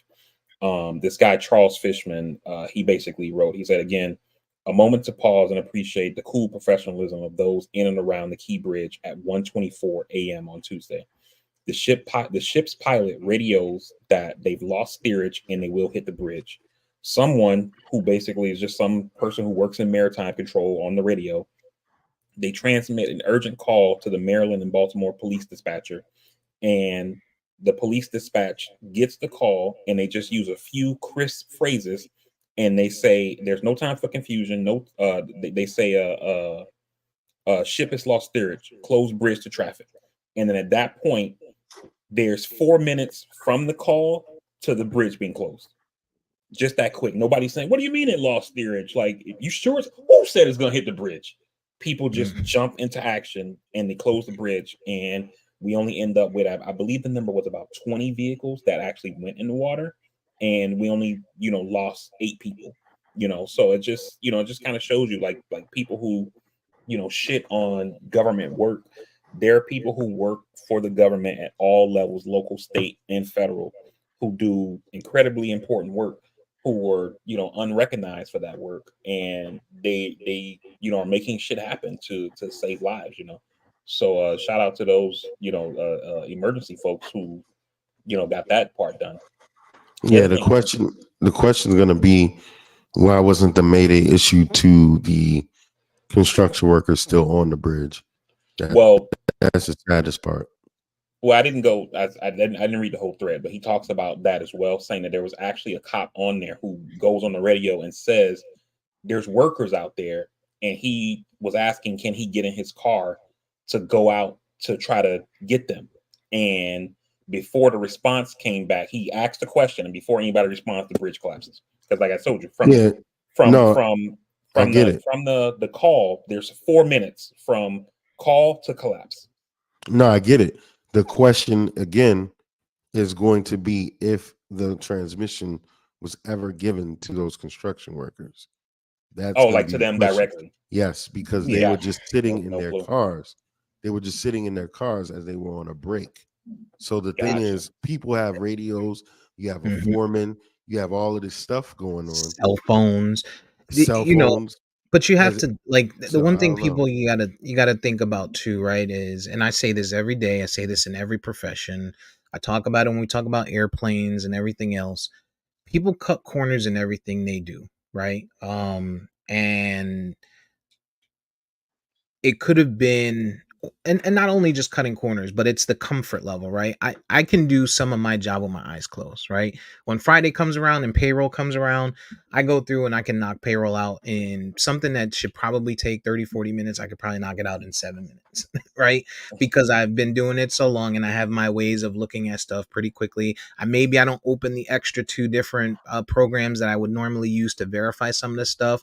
I have a trust factor for this employee versus that, right? Like all of that stuff comes into play, and similarly in any role that you have, any job, anything you do every day. So it's, the safety aspect of it moving forward has to be a priority, not just for there, but I mean for any bridge worker, any place where you can find yourself in the place of harm. Like what what we tend to see is like, all right, there's a shooting or something like that, and then we see, companies go to active shooter training and stuff like that, right? You take that level of make that type of awareness out there. But I think the same thing needs to be true for construction workers and things like that, construction crews, because they do it every day. So they're comfortable in it and they're working on the side of the highway and stuff like that. I'm willing to bet that there's some point of inspection or safety that's being missed in every profession like that. And it could have been something that simple here, like the radio being off. Maybe there's a rule that says you have to keep the vehicle on so the radio's on, but maybe they said, hey, turn it off because gas prices are high. Like, who knows, right? There's a lot that could be there, and I just think that we have to make sure that that stuff is prioritized moving forward. And sometimes They could, it's unfortunate that stuff like this brings you there. yeah, they could have had the car radio on and not even heard Right. the regular Because radio. You know All what I About mean? the Benjamins came on. How can I listen for someone to call for me when All About the Benjamins is on? Oh my god. But the last thing I wanted to say real quick on the bridge is that we've already passed this time, but I'm hoping that the Congress can move forward. Biden has already said that he wants the federal government to cover the cost of rebuilding the bridge. And just to show you, like the last time we had a major bridge collapse like this, it was the I-35 bridge that crosses the Mississippi River in Minneapolis. That bridge collapsed on August 1st. On August 3rd, the House of Representatives passed the money to rebuild the bridge. The vote was 421-0. It went over to the Senate. The Senate added an amendment to it and then passed it by unanimous consent meaning unanimous consent, meaning they didn't take a vote. They just said, yeah, it's done, and then because that was on August 5th, and then they had to send it back to the House because they did an amendment. So the House had to pass the new bill that the Senate created. And then the House passed that bill by unanimous consent on August 6th without a vote. And then on August 7th, George Bush signed it into law, authorizing the money to rebuild the bridge. And then they got to work. And in this case, this thing happened on, what was that, Monday night, Tuesday morning, basically. And Congress hasn't done shit. The only money that's been sent there so far is that Treasury Department has an emergency fund for stuff like this. They've sent the city of Baltimore $60 million to kind of get started on things, but that $60 million is going to go fast. So the federal government needs to get. Has there been anything proposed? No. I don't know that there's been anything proposed to build the bridge. I think part of that is also Maryland and what they want to do and how they're deciding to move forward with it as well. Well, Because I mean, even everything, with that, you still need money to get Yeah, they gotta figure proposals. something. no, No I get company's it. going to come in and do it for Our free. government is just a I piece of just don't shit. think That's it. the I just don't problem. think it's been. I don't. From what I'm hearing from you, I don't think it's on the federal side at this point. I don't think it's been a lot that the state is choosing to go with right now. I think Wes Moore as a governor is taking his time and they're keeping a lot of things under wraps. So I don't know that there's been anything for the federal government to decide on just yet because they're Yeah. choosing to take their time. Now, I would like for I know this is kind of going to be like a student loan discussion. I would like for Biden to show some balls here and kind of exercise some power, show people what you do with power. And for me, Why what would he could why do. would he do that? No, I got you, but I'm saying I like don't know if this is a good time for it. this is an election year, right? Baltimore's a Yeah. city full of black people who you want to activate. You're going to win Maryland, so it's not about Baltimore. It's about the deeper conversation of showing people what you do with power. And I just read to you all the statistics that this port in Baltimore supports. So I think Biden should use his power and declare the bridge disaster in Baltimore as a national emergency. Him declaring it a national emergency will open up some $50 billion that he has almost sole control over. Congress can stop him, but even if the House passes something to stop him, the Senate's not going to pass it. The Senate's controlled by Democrats. And then he just sends the money there on his own. And then he says, I did that. I agree that he should. I agree that he should. I think his advisors would advise against it because I now agree. he's going to get used. It'll be used against him all the way through November. They're going to be like, Look what he did. Look how irresponsible he was with American money. You know what I mean? Like, who's paying for this? You taxpayers are paying for this, right? That's how Republicans are gonna will spin it. Unfortunately, it's unfortunate we live in a country that's doing that. But That's I think you're I absolutely right, also Steve. think it's apples to oranges, right? Because again, in this situation, the port has been affected, but if they clear the wreckage and they get it safe for boats to go, it's not going to be a lot that's impacting the American government, society functioning as a whole, that says we need that bridge to be built. It took 5 years to build this bridge. So again, I don't think, while I hear you, I don't think this is an instance that Joe wants to use this trump card for lack of better words. I get you, and that does make sense what you're saying. Like, especially when you describe the like the stuff in that area where the port is, like not being like, I'm assuming it's kind of more of like an industrial area versus Hmm. like, you Yeah, know, and most of the people that live there, I mean, it's look at it this way. It's like it's an area of the city that is just like you don't have to use that bridge. And don't get me wrong, there are people that live over there. I mean, I'm over there kind of frequently, but you have so many alternative ways to get there. And the Key Bridge is, it's a staple for people that have lived in that area for the last 40 years because it's been up that long. But it's not one of those. It's not like it's cutting off super access. I mean, yeah, it's not to downplay the importance at all. It's just it's not one of those things where if being down, I don't know many people that even use it. You know what I mean? gotcha. That don't live in that way. So the tragedy behind it.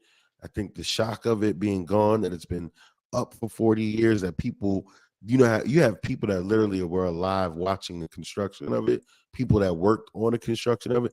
So of course that's going to impact them, but you have a number of ways to get to that area if you need to.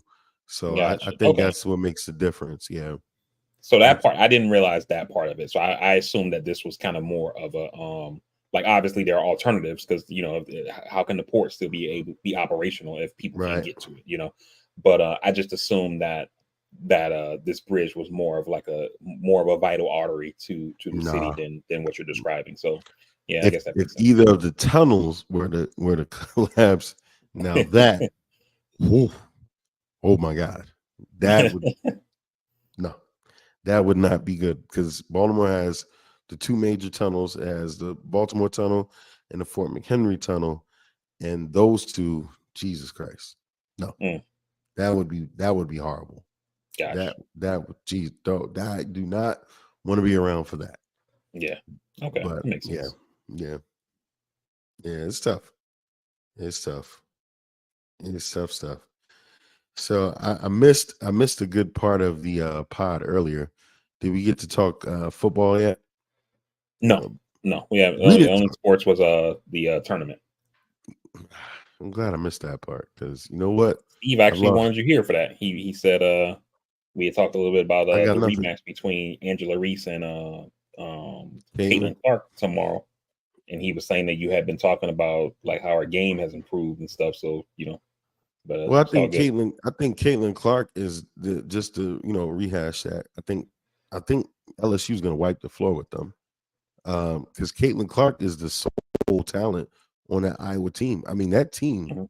No disrespect to these children, these young ladies that are playing somebody's children, these young ladies, but they are trash. I mean, Caitlin Clark is like Larry Bird, and they ain't even the Kevin McHale on that team. They are trash. I mean, I watched her yesterday. They're blowing out Colorado, right? But she's doing everything. She's Mm, playing defense. She's scoring. She's passing. She's conducting. She's doing everything. There was not a player on Iowa's team that was any good at all. So yeah. I mean, if LSU can do something about her only, they're gonna be fine. They're Okay. gonna be fine. I mean, it's gonna be a game to see, but it ain't nothing to see here.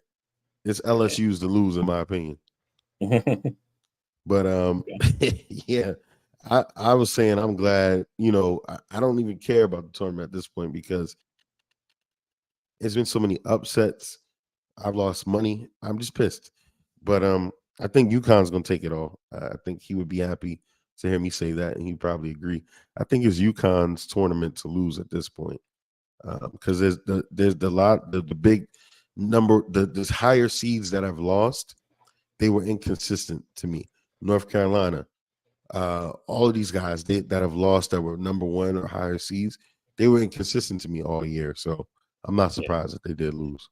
Steve thinks that UConn should do well also, but Hmm. his concern at the time was that I think he said UConn's highest scoring was like 82, Yeah, and Alabama, who they're getting ready to play, they've been able to put up better numbers than that. So he's wondering, like, will there be like a scoring problem against these guys, given that no, they're a pretty good team.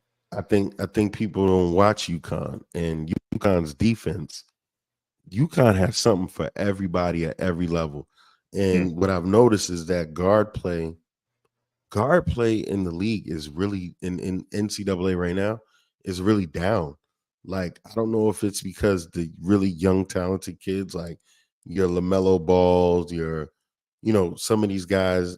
I think people like going back to not to be a homer, but look at Jalen Brunson and his mm, success in the NBA. Well, he won titles at Villanova, right? You had a poised 6'1" guard that knew how to play basketball. He had a right. Josh Hart, he had a Dante DiVincenzo. These kids, I mean, they're playing to some good level of degree in the NBA. That was good, solid guard play. I don't think the NCAA has that anymore. I think guard play in the NCAA is very inconsistent. And I think that's why these teams are losing. And fortunately for UConn, they have a team that while they're very good, they ain't no superstars.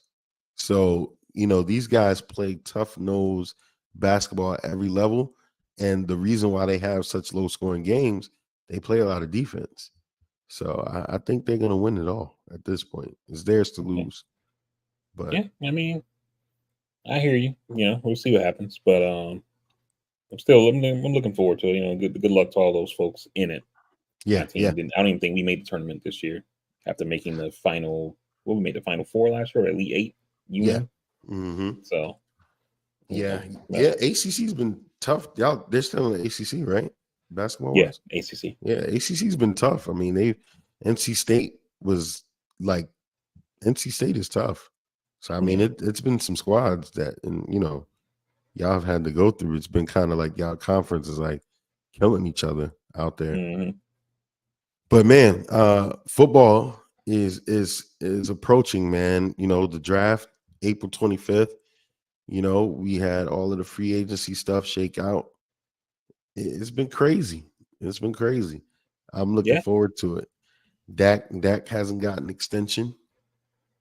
He's got to play for an extension. I think people are overblowing that, Hmm. and it's always cheaper to pay your quarterback early, right? I mean, that's why Right. the Dolphins are getting ready to pay Tua. Right. But at the same time, though, I mean, you don't gotta pay him early. He's still got a year under contract. And I think people are looking at it like you kind of said, with Dak playing for his life, basically, singing for his supper. And when me and my brother had this conversation, and he said that, I asked him, "What's the alternative?" Hmm. Because even though this Cowboys team hasn't really won the playoffs like that, right? They've made it to the playoffs. Right. So you got a quarterback who is taking you to the playoffs consistently. You're gonna give that up. What's the alternative? Trey Lance, Mm. Kyler Murray, Justin Mm. Fields. Mm. You know what I mean? Mm. Somebody in college who's a total unknown. Mm. You know what I mean? Like, so I honestly don't think Dak is going anywhere. I mean, it may be a negotiating tactic. Maybe he don't play Yeah. good this year, and they can Yeah. talk him down some in terms Hmm. of money. But I don't think he's going anywhere. Yeah. I think you hit it on the head. I mean, yeah, we've paid you a lot, right? Up until this point, buddy. So you can't complain about that. And you're in a space where, hey, you gotta prove it to a large degree as to what your worth is going to be going forward, and not just for us, but for any team, right? Because to your point, let's just say he has a bad year, considerable for him because he's had some phenomenal years and he's a talented quarterback. We're talking about a guy that was a third round pick that won the Senior Bowl MVP that hella teams passed over. Right.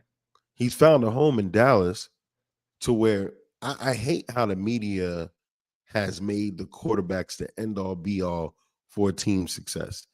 Mhm. Dak, while he has not been in many instances their saving grace, he was not the end all be all for all of their problems. Right. Their defense, their calls. It's been a lot of stupid shit that's happened in Dallas, right? But this guy can play the quarterback position better than 80% of anything you're going to find out there, to your point. Exactly. So, after this season, if he has a fairly decent season, you got to bring him back. Now, hey, Dak, we done paid you already. We can't give you the world. Now, if you think you can go find that shit somewhere else, okay, maybe we have a discussion to have. But Hmm. depending on how you play this year, if he has an MVP caliber season, well, shit, Dallas gonna have to pay him something. Yeah. They gonna have to pay him something because it ain't too many teams out there, honestly, that are really in the hunt for a quarterback that can afford you. So that's Right. also a factor. Yeah. I mean, Dak's gonna be on his Joe Biden shit. Like one of the things Joe Biden says when he campaigning is don't compare me to the almighty, compare me to the alternative. So- and Dak gonna Yo, be saying that's that same shit. nasty. That is nasty work, yo. That is nasty work, yo. Yo, listen, Philly Eagles fans are hilarious. So I'm gonna talk about my team briefly before you can get into Hmm. the Dolphins. So the Jets traded for Hassan Reddick, right? For a 2026 conditional pick, either a third round or if he plays 67% of snaps, which I'm sure there's more to that, it'll be a second round. Listen, I'm Joe Douglas. I, as a GM, I have underachieved. I have not got this team the offensive line that it was supposed to have. I'm supposedly an offensive line guru, Hmm. and it's been shit. This is the first big swing that he's had at an offensive line for a 40-year-old quarterback coming back off an Achilles tear. We literally have everything set up here to be a really horrible season or a really good one. So the trade for Hassan Reddick, I'll give up a third for a guy for 5 years that's had 10 plus sacks. Plus, I've always said why I didn't like his game as a pass rusher, despite the fact he's had 10 sacks. So what the fuck do I know? He stops the run. So with Bryce Huff, we had a talented young guy, but he also only played like 30% of our snaps and Hmm. didn't stop the run. So I've seen Philly fans, and I had my homeboy when my text messages were working. He texts me, he says, "What do you think?" I said, "You guys got fucking fleeced. Because you're paying a guy that we only used for situational shit. We just took your guy who does it all. And now pair him with the defense that's fairly formidable." I was kind of happy about that. But I mean, I, I, I like the trade. yeah, I don't like the 2026 third. If it was a 2025, that would be better to me. for And Philly. in that and, right, and it felt like it was Joe since you're saying I'm Dak Prescott. I'm playing for my supper. So if we Yeah. don't succeed this year, I'm out of here. And then whoever they put in here got to figure that shit out in a couple of years. Yeah, pretty much. And to your point, I think Philly should have been smarter to try to get something else in 2025. I don't Hmm. see how they waited, but and again, it can conditionally be a third in 2026, which would be really bad for them because a third rounder 2 years from now, who cares? That person is Yeah, probably never going to see the field. yeah, So, I mean, you got a guy that's had 10 plus sacks every year he's played. He's 29, going to be 30. Obviously a concern, but if he can stay healthy and the way that defense played I think we should see something, man. But it's just so much inconsistency. And somebody said it. I forget who it was. They were like, "Look, this team's roster looks nice, but Robert Sala's still the head coach." Yeah. And I'm I worried think about there's that. still some concern about Rodgers, and my concern is one, his age, but two, I mean, his age is a factor, but I think the larger concern for me as a non-medical person or whatever is that he had this almost, I don't want to call it experimental, but this is like a new technique for treating Achilles, and so I'm assuming if the medical people at the I don't know if it's Mm. the FDA or CDC, like whoever approved these like techniques or whatever to be used, I'm assuming it works because it got approved to be used on people, and he's using it, but it's not like we don't know anybody else, any other athletes that have done this and came back without issue. So that's yet to be seen as well. It's definitely unprecedented, and Hmm. that is not something that we should be playing around with. It's an Achilles, so I'm concerned. I'm just as concerned as you are, Yeah, and we're literally banking our future on it. And then he went out and got Tyrod Taylor to back him up, which historically we as a team have taken Tyrod Taylor out of damn near every season he's been in. So I'm not too confident here. I don't feel good about any of this right now. yeah, Um, it's scary. It's pretty scary. I wanted Jacoby Brissett, but seems like he's going to be in New England as possibly the starter. I don't. This draft is going to be interesting. It's going to be a lot of yeah. quarterbacks to come out. The league is resetting itself to a large degree. It's resetting itself. It's no clear powerhouse outside of Kansas City right now. Hmm. So it's And gonna what's be crazy is that they weren't even a powerhouse last year, but they got barely that won guy. games. They They got that. got They got that number guy. So 15. They got number 15 and a that's lot of enough. referee help. Yep. And a lot of Yep. referee help. How you feeling about Miami? I mean, for us, man, I wasn't excited about our free agency, but like reading more about like what the media, like they aren't saying this is what we're doing, but like media folks were saying this is what they're doing.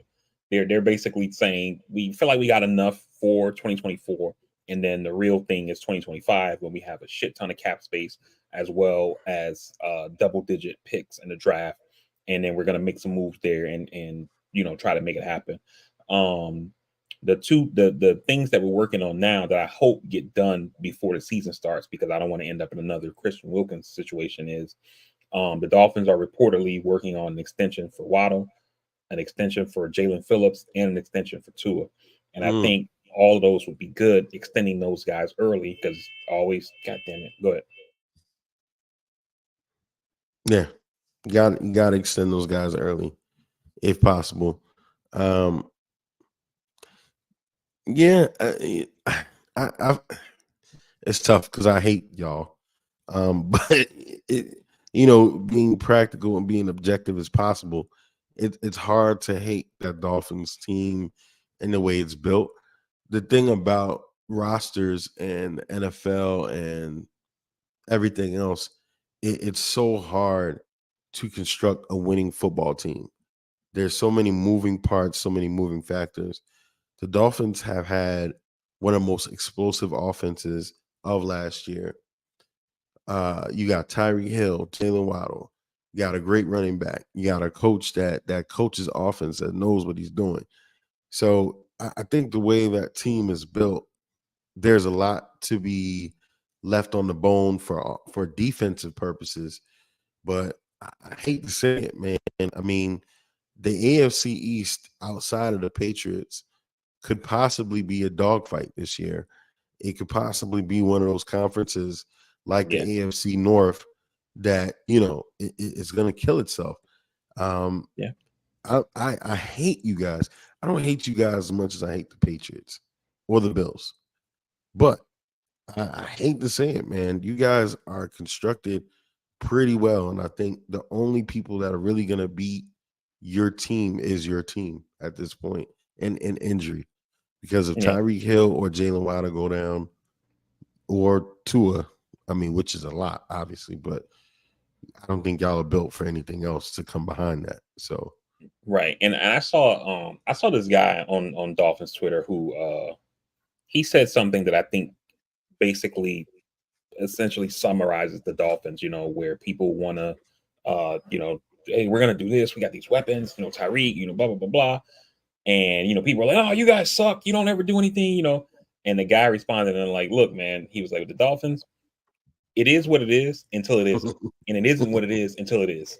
And Mhm. I'm like, yo, that's absolutely because you can be and you can say that like about the Cowboy, like you can have all this stuff on paper, but until you actually do something, like you know, It doesn't it's matter. nothing. You know, Doesn't matter. but I think that you're right. I think the AFC East is going to be a dogfight. I think the conferences this year is going to be the AFC East, the NFC East, of course. I think the AFC North is going to be a fight as well. I think the NFC North is going to be a fight as well. And then the two Mhm. West conferences, as well as the two South divisions on both sides, I think it's kind of like, we'll just get whatever comes out of there, you know. Yeah. But Yeah. I think the AFC, both East on AFC NFC side and both North on AFC NFC side is going to be what the dog fights are. Yeah. I think you're right. I think the both Western conferences have taken a step back. I mean, the AFC West, those teams out there, you got Justin and Steve has been on here. He loves Justin Herbert so much. The guy hasn't done anything. Let's just No. be real. He hasn't done a thing. And Oakland is in disarray. I think the only team you can talk about, obviously, is Kansas City. Hmm. And then in the NFC West, San Fran, I mean, yeah, you got to the dance. You've been doing what you're doing, but how long until people figure out Brock Purdy? You know? Right. And then what else is out there? The Rams are declining. Matt Hmm. Stafford, it's all downhill from now.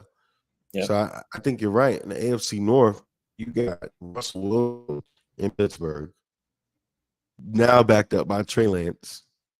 So if Russell Fields. Justin Fields, I'm sorry. I don't know where Trey Lance came from. Y'all said that. You said that. But now backed up by Justin Fields. So if Russell Wilson doesn't do well, you got another kid, a prodigy, with a head coach who's won ball games with far less, right? Joe Burrow, I think Joe Burrow is the real problem up there. Hmm. He's been injury prone. I've been saying this since he's been drafted. Yeah. Injury prone guy. And he's the one factor that they don't know about. You got his backup that did pretty well last year, which I think might be a silver lining for them. If Joe Burrow can't go, you have a guy that you got here that has proved he can win some football games. So if you really support him, he might do well. The Browns, you say what you want to say about Deshaun Watson, he still plays pretty damn good football when he's on the field. They Hmm. also have tooled up on that team. And then you got the Ravens. The Ravens just somehow always find a way to beat the Ravens. Yeah. So that division is going to be tough. And then And adding while Derrick Henry, man. Oh, adding who was that? Derrick Henry. Ah, yeah, that's nasty work. That Yeah. is nasty work. That's a lot of running and yeah, wow. Yeah, we'll see. We'll see if he's Hmm. got some legs and see how he fares. And I think out of the AFC East, I think the Dolphins and the Jets should be the biggest dogs in that division. You never know. Obviously, the Patriots are where they are, but I think the Bills, man, they lost some people on defense. They've lost some guys. Um, I don't know how long this Josh Allen and Stephon Diggs experiment works. Yeah. I And don't know how long because that I works. thought it was going to be over after the season, and you keep hearing about there's some kind of to use a Sopranos phrase, some dysentery among the ranks. Yeah, it's a rift. And he's not doing anything to put that to bed. You know what I No. mean? And then the stuff that his brother was saying. You So almost feel it like it's a seems like there's trade something coming. there, You right? almost feel like it's a trade coming. It wouldn't surprise me. Come draft time. Hmm. The Cowboys, I don't know where he would go. I don't know where he would go. I really don't. Because if I'm a team, I'm not giving you a first for him. I'm not. He's he's old and he's a problem. He's not quarterback proof. I And mean, I have a place he can go what that is it? probably got capped and looking to make a big splash. And I can see Carolina doing it. Carolina's been making a lot of moves, and they maybe they want to give Bryce a target, and so you go out and make a splash like that, maybe send him a second, maybe it's a second and a fifth, something like that. Here's the And question. Here's the question in that though. Do I bring this guy who is temperamental, plays with one of the best quarterbacks in the league, still ain't happy? Do I bring him to my young quarterback? I don't no, know. I wouldn't want that. I'm just saying, like, like I could see a team like that wanting to make a move because I mean, at some point you got to see what Bryce is, right? Because teams are willing to move on from guys faster than they used to be in the past. I Absolutely. remember I learned this from y'all coach after he got fired, but Herm Edwards on ESPN, he was like, you draft a quarterback #1 pick, that's a 5-year commitment. He's usually Yeah. redshirted the first year, second year he ain't Mhm. no good, third year he's a little bit better, but still not there. Fourth year, you're seeing, okay, now you got to show us what you are. And then if he ain't that, either in the fifth year he's gone, or in the fifth year he's the bridge to the new guy. And then now in year 6, you're either saying he did enough to give him a small extension, or maybe we bring in a veteran as a bridge, or we got to go back in the draft. Yeah. So That's but literally teams where aren't doing that no more. Teams are that's willing to move on a lot faster. and that's literally where we are now, right? So going back to Diggs, I hear you about Carolina. I was thinking Atlanta. I was thinking Atlanta. If they could afford him, because they don't really have. I want to get back to the quarterback point, And the but relationship is already there too. yeah, Kirk Cousins, and you got the tight end down there. You got Hmm. Bijan Robinson. You got Drake London, who's under contract, right? I don't know who's opposite him, but shit, they get a Stephon Diggs. Shit, that's Yeah, pretty solid. That's pretty yeah, solid. But going back to your point about the quarterbacks, that's literally where the Jets are right now. Zach Wilson was taken so high, and I think this team, this ownership, and I know a lot of Jets fans hate him, but this kid, he what does he fucking play with? The offensive line, we were down to a dude on the street last year. You know what I mean? And the offensive coordinator, Nathaniel Hackett, I'm sorry, he's everything that Sean Payton said he was. He's a fucking idiot. We got Brees Hall, that's one of the best receiving running backs in the league. This guy says, "Well, yeah, I didn't know he could catch like that." What the fuck were you watching all year? What were you doing? So you couple all of that. Aaron Rodgers was supposed to play last season. Zach Wilson was not supposed to play. right. So I think the Jets are doing exactly what you said the league used to do, and they're trying to do it covertly to say, "Yo, we believe in this kid's talent.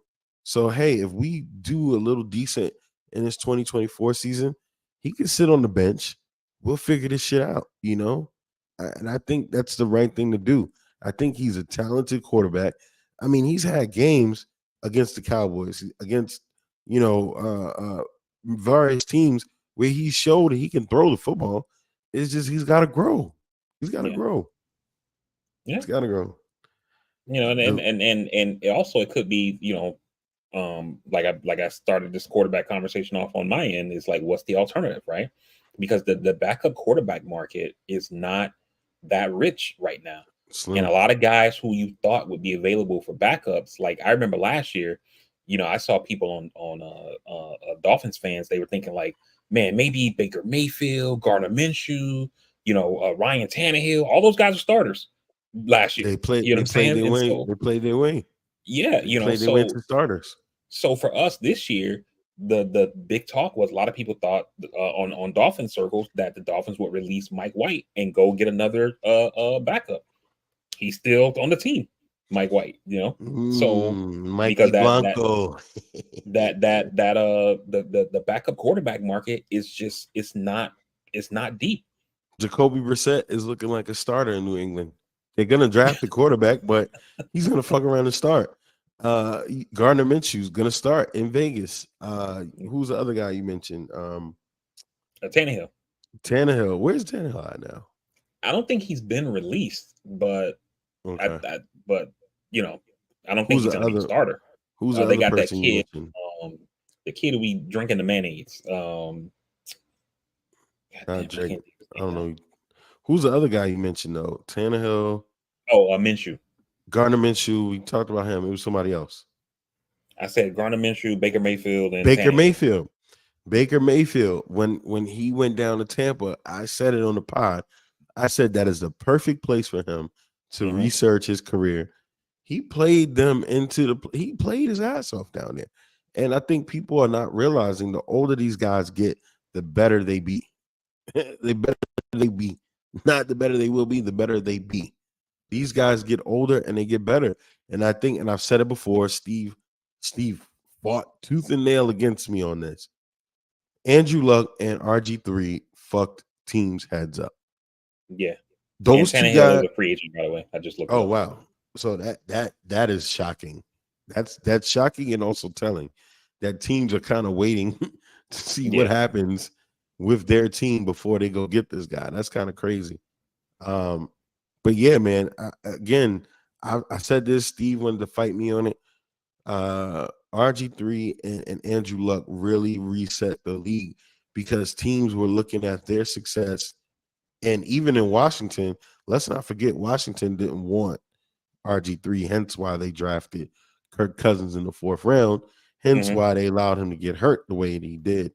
But I mean, those two guys, man, what they did to this league, I think forever changed the way teams look at quarterbacks because they don't let these guys sit anymore. You yeah, look at guys like Ryan Fitzpatrick that played till he's down there 50 and got better every year. You know what I mean? These hmm kids need time to get better. And I think yeah. Pittsburgh realizes that. So they got Russell Wilson for a stopgap. We might get 2 good seasons out of him, and we got this young phenom right behind him. And not only time to get better, but also consistency, right? Because we saw Yeah, that in Washington with RG3, where he has a different offensive coordinator every year. right. And yeah, these guys are football players. They know how to read plays and stuff like that. But to learn a new offense every year of your career, that's not that's not a recipe for success, you know. Hmm. And even you look at a guy like Tua, right? Tua year one with Mike McDaniel, things seemed off. Year two, he looked a lot more crisp because he's been in the system for another year. He knows it better. In year two, you see Tua calling audibles at the line. There was even instance in there was a play he threw a touchdown to Tyreek, where in the post game when they asked him, "Hey, talk to us about that play," he says, "Actually, the communication thing went out, so Mike didn't call the play. I just called it myself in the huddle." Because he's more familiar with the offense now that he's able to do that. Whereas you got a guy like Zach Wilson or RG3 and these young cats who are just going to new system at like Bryce Young. They draft him number one. Now Frank Wright gets fired. They bring in not Dan Campbell, the Dallas guy. I can't think of his name right now. The one who was the Atlanta head coach of the Super Bowl. But they bring him in, and Hmm. he brings in a new offensive coordinator. So now here's this kid got to learn a whole new. He already was hurt, didn't get to play, and now you got to learn a whole new system. You know, so they're not setting these guys up for success with all this constant change. Yeah, you're right. And what people don't realize is, I could be looking at 11 personnel play, and we could be calling a play, but your terminology is totally different than anything I've ever heard. Hmm. And as a coordinator, you might have different concepts and combinations that I have to now learn that you don't even have figured out. What people don't realize, a lot of these coordinators, a lot of this shit that they have in their head is shit they have in their head. So it's like you have to be able to convey this to 11 other people, maybe 15, including backups or whatever it is. You got to be able to incorporate this whole idea to a whole side of the ball that Yeah, has to believe in what you're doing and what you're saying. And then the coordinator, it's his job to know his personnel. And Nathaniel Hackett, I don't know why or how he still has a job in New York. I don't. Outside of Aaron Rodgers, I don't know how he has a job, because for him to yeah. come out and say he didn't know Brees Hall can catch the ball like that, I am disgusted. But it is what it is. and But and, yeah, and that's man. on both sides of the ball too. Like you look at us with Vic Fangio, and the first five. I mean, we're giving up 30 points a game. I mean, we're winning games, but we're still giving up 30 points. And people are like, "Yo, why is this dude?" Especially me. I'm like, "Why is this guy the highest paid defense coordinator in the league?" and we're giving up 30 points a game. And then you get to like week 5. I don't know if you remember me saying on the pod last season, like when we get to like November, Dolphins have had a top 5 defense since week 5.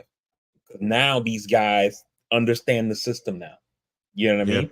And so if you get and vice versa, right, and Vic Fangio knows who he has. Yep. Yep.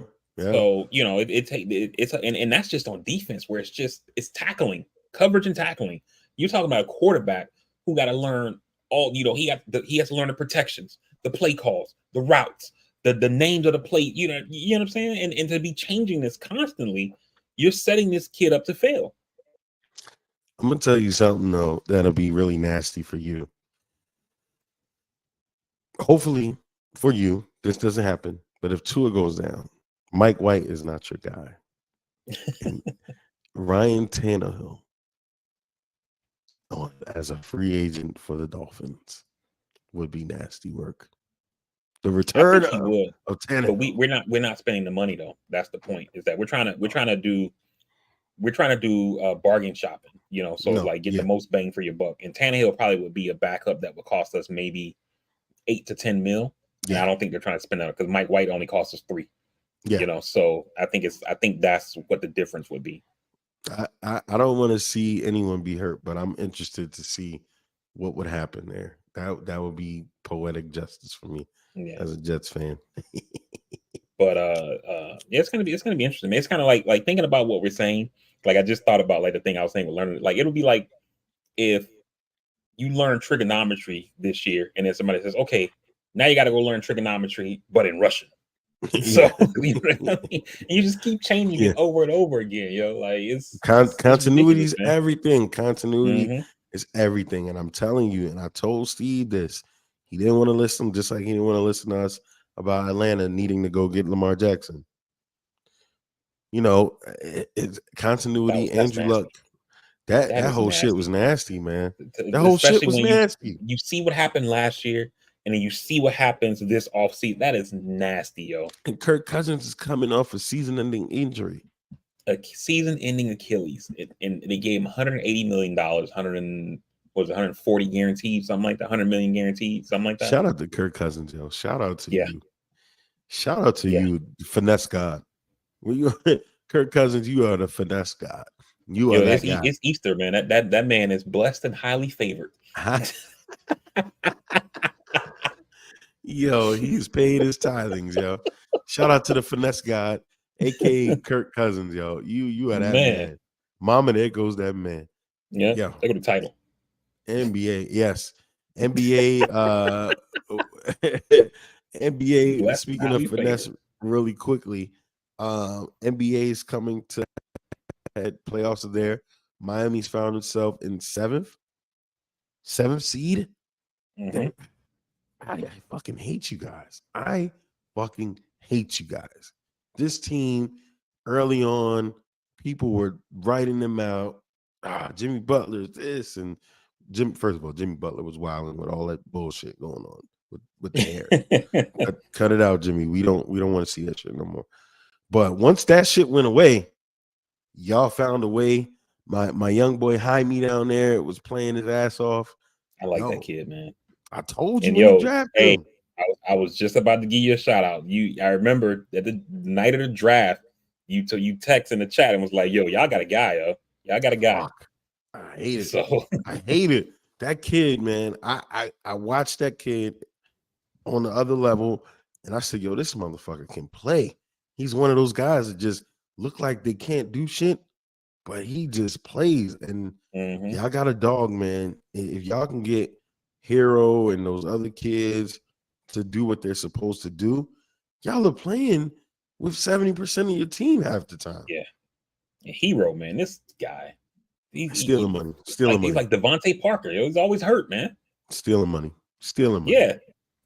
Showed us one flash in the pan, enough to get paid, and it ain't been there since. Yeah. Devontae Parker special.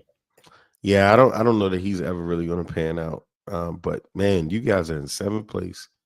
You're sitting perfectly fine because depending on how the playing shakes out and what actually happens, the teams atop the East aren't that dangerous right now. Boston is Boston. Boston might find a way to Boston, however you slice it.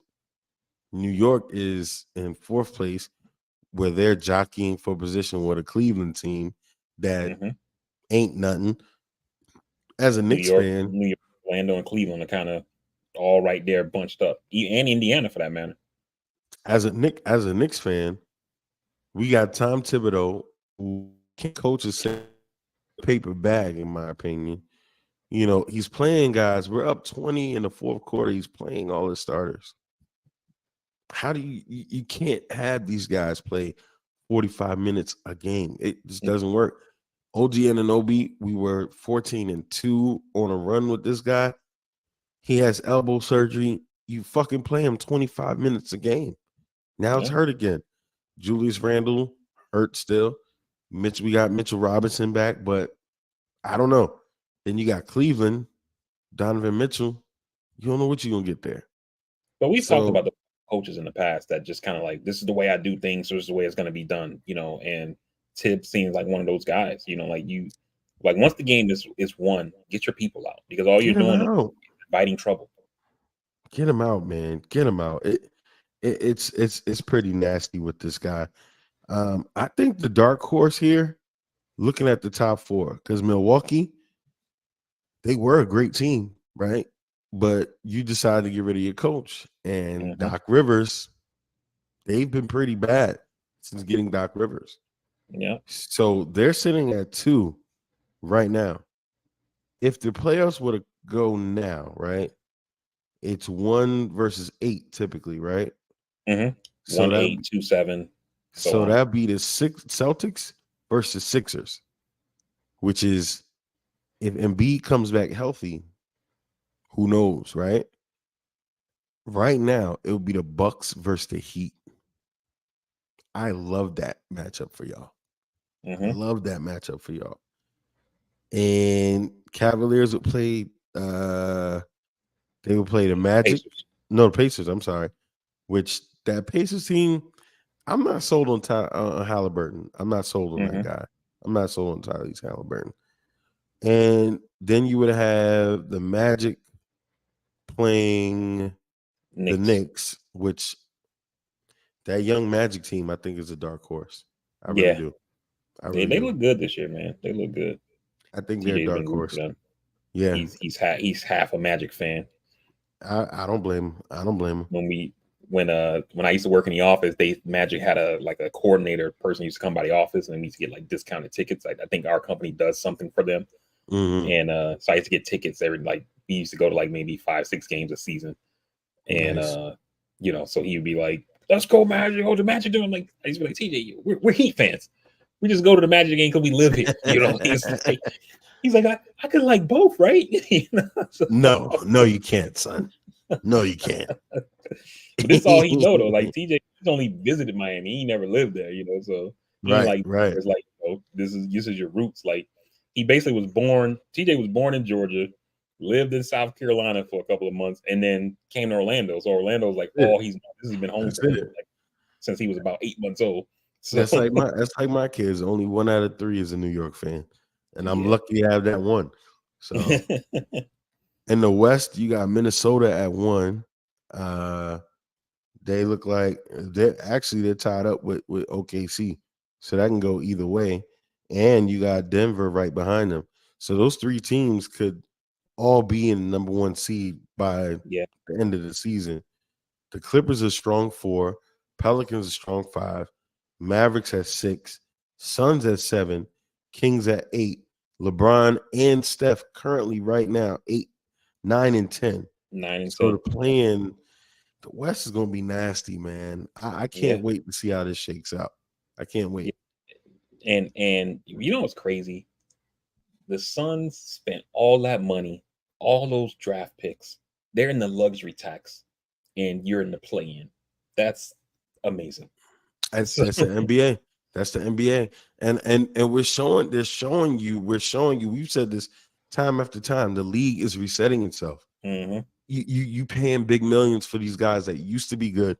No, go with the youth, build your team out, figure it out. You know what I mean? yep, Have you 1 or 2 superstars, figure it out. So yep. it's gonna be interesting to see. It's gonna be interesting to see. I think thus far, man, we covered a lot. I came in halfway. Having internet trouble over here. Still Mhm. having internet trouble. Everything's been technologically bad for me in the last 2 weeks. Damn. And T-Mobile, get your shit together. I'm sick of y'all. I'm sick of this shit. I'm sick of T-Mobile. If I have another problem, I'm gonna have to leave. I gotta leave. Yeah, It I it don't it blame you. I can't. I'm looking at people text me, but I can't text them back. Damn. It's been one of the worst peep shows of my life. Yeah, T-Mobile lost me as a customer, man. I used to have them before my current carrier, and first my bill was like always different every month. Like I'm not doing anything different, but why is the bill different? Every Right, month. right, And then when I signed up for it, they gave me this free tablet for like becoming a new customer or whatever, and I was like, all right, bet. And I specifically asked because I had a situation that happened like this when I was with Sprint, where they gave me something free and it turned out it wasn't free. And I was like, I just want to make sure, because I'm not trying to, boo boo. No, it's free. There's nothing to see here. It's all good. And then once I decide to leave T-Mobile, it turns out I still got the tablet to pay for. right. And I called, spoke to somebody, talked to a manager, all this and nothing came of it. So I ended up having to pay off this tablet or whatever. And I was like, yo, I'm done. I'm done with them. So I can't. And it's funny, even I'm with Metro right now, which Metro owns, or T-Mobile owns Metro. So Owns I'm Metro, the still parent company. Yeah. technically with them, but I got with them pre-merger, but I don't think I could do business with them anymore beyond like my current capacity of doing business with them through Right. Metro. And the funny thing is, I left Metro to go to T-Mobile, and I Mm, didn't have these problems. So yeah, I think altogether, I'm gonna wind up having to leave them if this persists. But yeah, man, VP. I think we had almost 2.5 hours, which much of which you guys carried the load. So I'm gonna have to release you here and have you let us go. Well, here's the thing. Here's the thing. This guy left. I can't stop the he said to text him when we wrap, and he'll come on uh and do yeah, I was gonna say I can't stop him. it. I'm looking at it like I can't stop this. So yeah, I think he should come back now. But So, what's out there to watch though? What's out there to watch? for me, man, I've been checking out, my usual stuff: Survivor, Amazing Race. The people in Amazing Race this season have just been complete idiots, man. Like they doing past seasons dirty. Mm, Survivor has been good as usual. I love that show. Um, um, Also, I don't know if you checked it out. Yeah, I've been watching the new X-Men, the X-Men '97. I've been enjoying it. I loved X. I mean, that was my Saturday morning, yo. I mean, I hmm used to watch Saturday morning cartoons, but like it was like I'm waiting until X-Men come on, and once it comes on, everything else was kind of like, you know, X-Men X-Men was and that was my Spider-Man. shit, yo. X-Men and Spider-Man was my joints. Yeah. Hmm And so I've been And watching this. and I've been and enjoying the first Batman. three episodes. Yeah. First three episodes I thought was good. Episode two, man, that monologue that Magneto has. Have you watched it? No, yeah, that was fire. That was fire. Yeah, that monologue Magneto had. I'm like, It yo, it, sp- it like, spoke to so much, and mm-hmm, and this is a part of Disney's wokeness, and I think this was the perfect avenue. And I say wokeness, and I'm not being right I know what wing you in this, mean. I know but exactly where you're going before you even yeah, go there. yeah, I think X-Men was the perfect platform for all of that because it's always been that way. The Yeah, the premise of the show has always been about society's ills and how they shit on, the other. particular people. So this shit and the way that they've done it now, I was like, oh, okay. Yeah, I see what you did here. You know what I mean? yeah, And I'm one of those guys. I worry about canon and comic book accuracy. Aside from a lot of minor details of how they didn't do too bad. I was mm-hmm, like, I was pretty impressed how they did yeah, the Madeline Pryor story. It was totally different in the comics, but they tied it all perfectly. mm. And now um, Bishop is taking Nathan Summers, who is actually Cable, taking him into the future. Oh, Nathan you Summers know is what? Cable. I remember. I don't know if it was when the cartoon was on or when Deadpool came out, but I Both. remember hearing that I remember hearing that he was Scott and Cyclops. Jean's kid, Yep. but like I never understood the connection because I'm like what I thought it was one of those things of like remember in the original cartoon when they did the Days of Future Past Uh-huh. storyline, Yep. when you go to the future, only Wolverine is there because he, is basically, almost immortal essentially. You know what I mean? Mm-hmm. So I didn't understand that, but now Yeah. that makes sense. That makes Yeah. sense. And what pissed me off initially, I was like, well, why is Bishop here? He's not supposed to be a long-standing person. But they Hmm. kind of have sped up this story and then brung it back and sped it up again. Charles is allegedly dead. I don't think he's dead. I don't either. Um, Died off but yeah, screen. Don't believe it. yeah, and I mean Bishop, by all intents and purposes, is not supposed to be here like this. So they kind of let us know, okay, we brought you into some time where they had defeated the Sentinels. So it's kind of like if you look at the movie, the Fox movie, where they had to go back in time and then Hmm. they reset the future. It's kind of bringing you back there. So they Yeah. kind of have taken everything that has happened with the X-Men on screen and have made it present. Hmm. I think this is probably Kevin Feige's best work.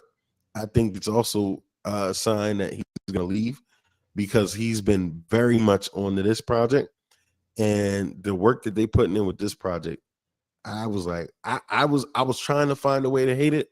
I can't do it. Yeah. I've only had two criticisms about it. And one of them was I told my cousin, I was like, I'm enjoying it. I don't like the voice actresses for Storm and Rogue. And my cousin was like, all of the voice actors are the same people from the 90s, all of them. And I was like, word? I was Yes, like, so I was yes. like, okay, I guess they'll have to just grow on me. I was gonna say that. I was like, it's the same people, Yeah, so I literally. guess they're gonna have to grow on me. Like I liked them back then, but maybe your They just voices age the older. same way people do. So Yeah, they just you know, older. They're just so older. I'll get used to it. It's all good. But that was one criticism, and then the other Amazing. criticism was um in the first episode there was a fight scene where like the animation looked weird. It looked like they switched the animation up, and I'm like, wait, am I, is my tablet like resolution not good, or did Hmm. they change something? Because it seemed like the animation was one way, and then the fight scene started and it flipped, and I didn't really, I didn't care for that or whatever. Like the whatever the flip was, I didn't like that. So, but that's, I mean, it's not, it's not like, oh, I can't watch this shit, but Yeah, but that's the only real criticisms I've had of it. yeah. And it's funny. I watched the other cartoon show, Invincible, which is on Amazon, which is comes from another comic, which it it's gonna take they're fleshing this joint out, but the problem is it's been like a long time between episodes. So it's kind of weird over there. But they just had this like third wall type of moment in the show where they talk about how easy it is to fuck animation up. That I get that's kind of where you're going with that. Mm, I the only thing I didn't like from the first episode was how much trouble they were having dealing with the citizens. But then, going back to the original, that was always an issue because Cyclops always, they always held back when they fought yeah, against humans. So I was like, I can't be that mad. So yeah, and I think Storm said something pretty impactful. I think she mentioned Wakanda, but I'm not sure. I feel I'm like not she sure either. mentioned, yeah, I feel like she mentioned Wakanda at some point, but I'm not sure.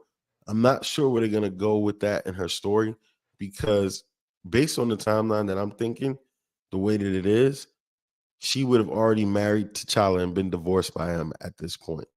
Mm, So if she mentioned Wakanda as I thought she did, which I could be wrong, we might see some Black Panther in this too. yeah, I mean So it, that makes sense. Like go there for the technology to get her healed or whatever. yeah, I mean, well, then now they introduce Forge, who's gonna have a way, to get her back to speed. So I don't know, man. I've been pretty impressed. Yeah, I've I tried to enjoyed it. find a way to hate it, but I can't. I can't. Yeah. can't hate it. And for me, real quick, Steve's here. The other thing I watched was just Quiet on the Set. We can talk about it next week since I'm pretty sure you haven't seen it. I haven't seen it yet because I don't have the platforms to see it. So Yeah, I can't. it's pretty disturbing. So Steve recommended it last pod, so I went and checked it out, man, and wow. Nasty So stuff. yeah, we can definitely talk more about that next time once we're all back together or whatever. But Steve is here. He got some family stuff going on, so let me get us out of here. So I'm holding too long. No doubt. Hey, for the folks who join us live, we definitely appreciate you guys taking time out of your Sunday. For the folks who listen once the episode posts, we definitely appreciate you guys as well. Talked about it all pod. Good luck to the folks in Baltimore. We're getting that bridge rebuild, and whatever businesses that are impacted, etc. Getting back whole. Hopefully that happens as fast as possible. Like we always say, make that phone call, send that text message, reach out to your people, let them know you're thinking about them. Pretty sure they'll appreciate it and you'll feel good about it too. You can find this podcast on all podcasting platforms by searching Castworthy. You can also find us on any social media by searching at Castworthy. On Instagram, it's at Castworthy_podcast. While you're there, you could leave us a like, subscribe, share, follow, tell a friend, help us grow the audience. We very much appreciate it. With that being said, man, we will see you guys on another fresh episode next week of the Castworthy podcast. Until then, we out. We love you. Peace.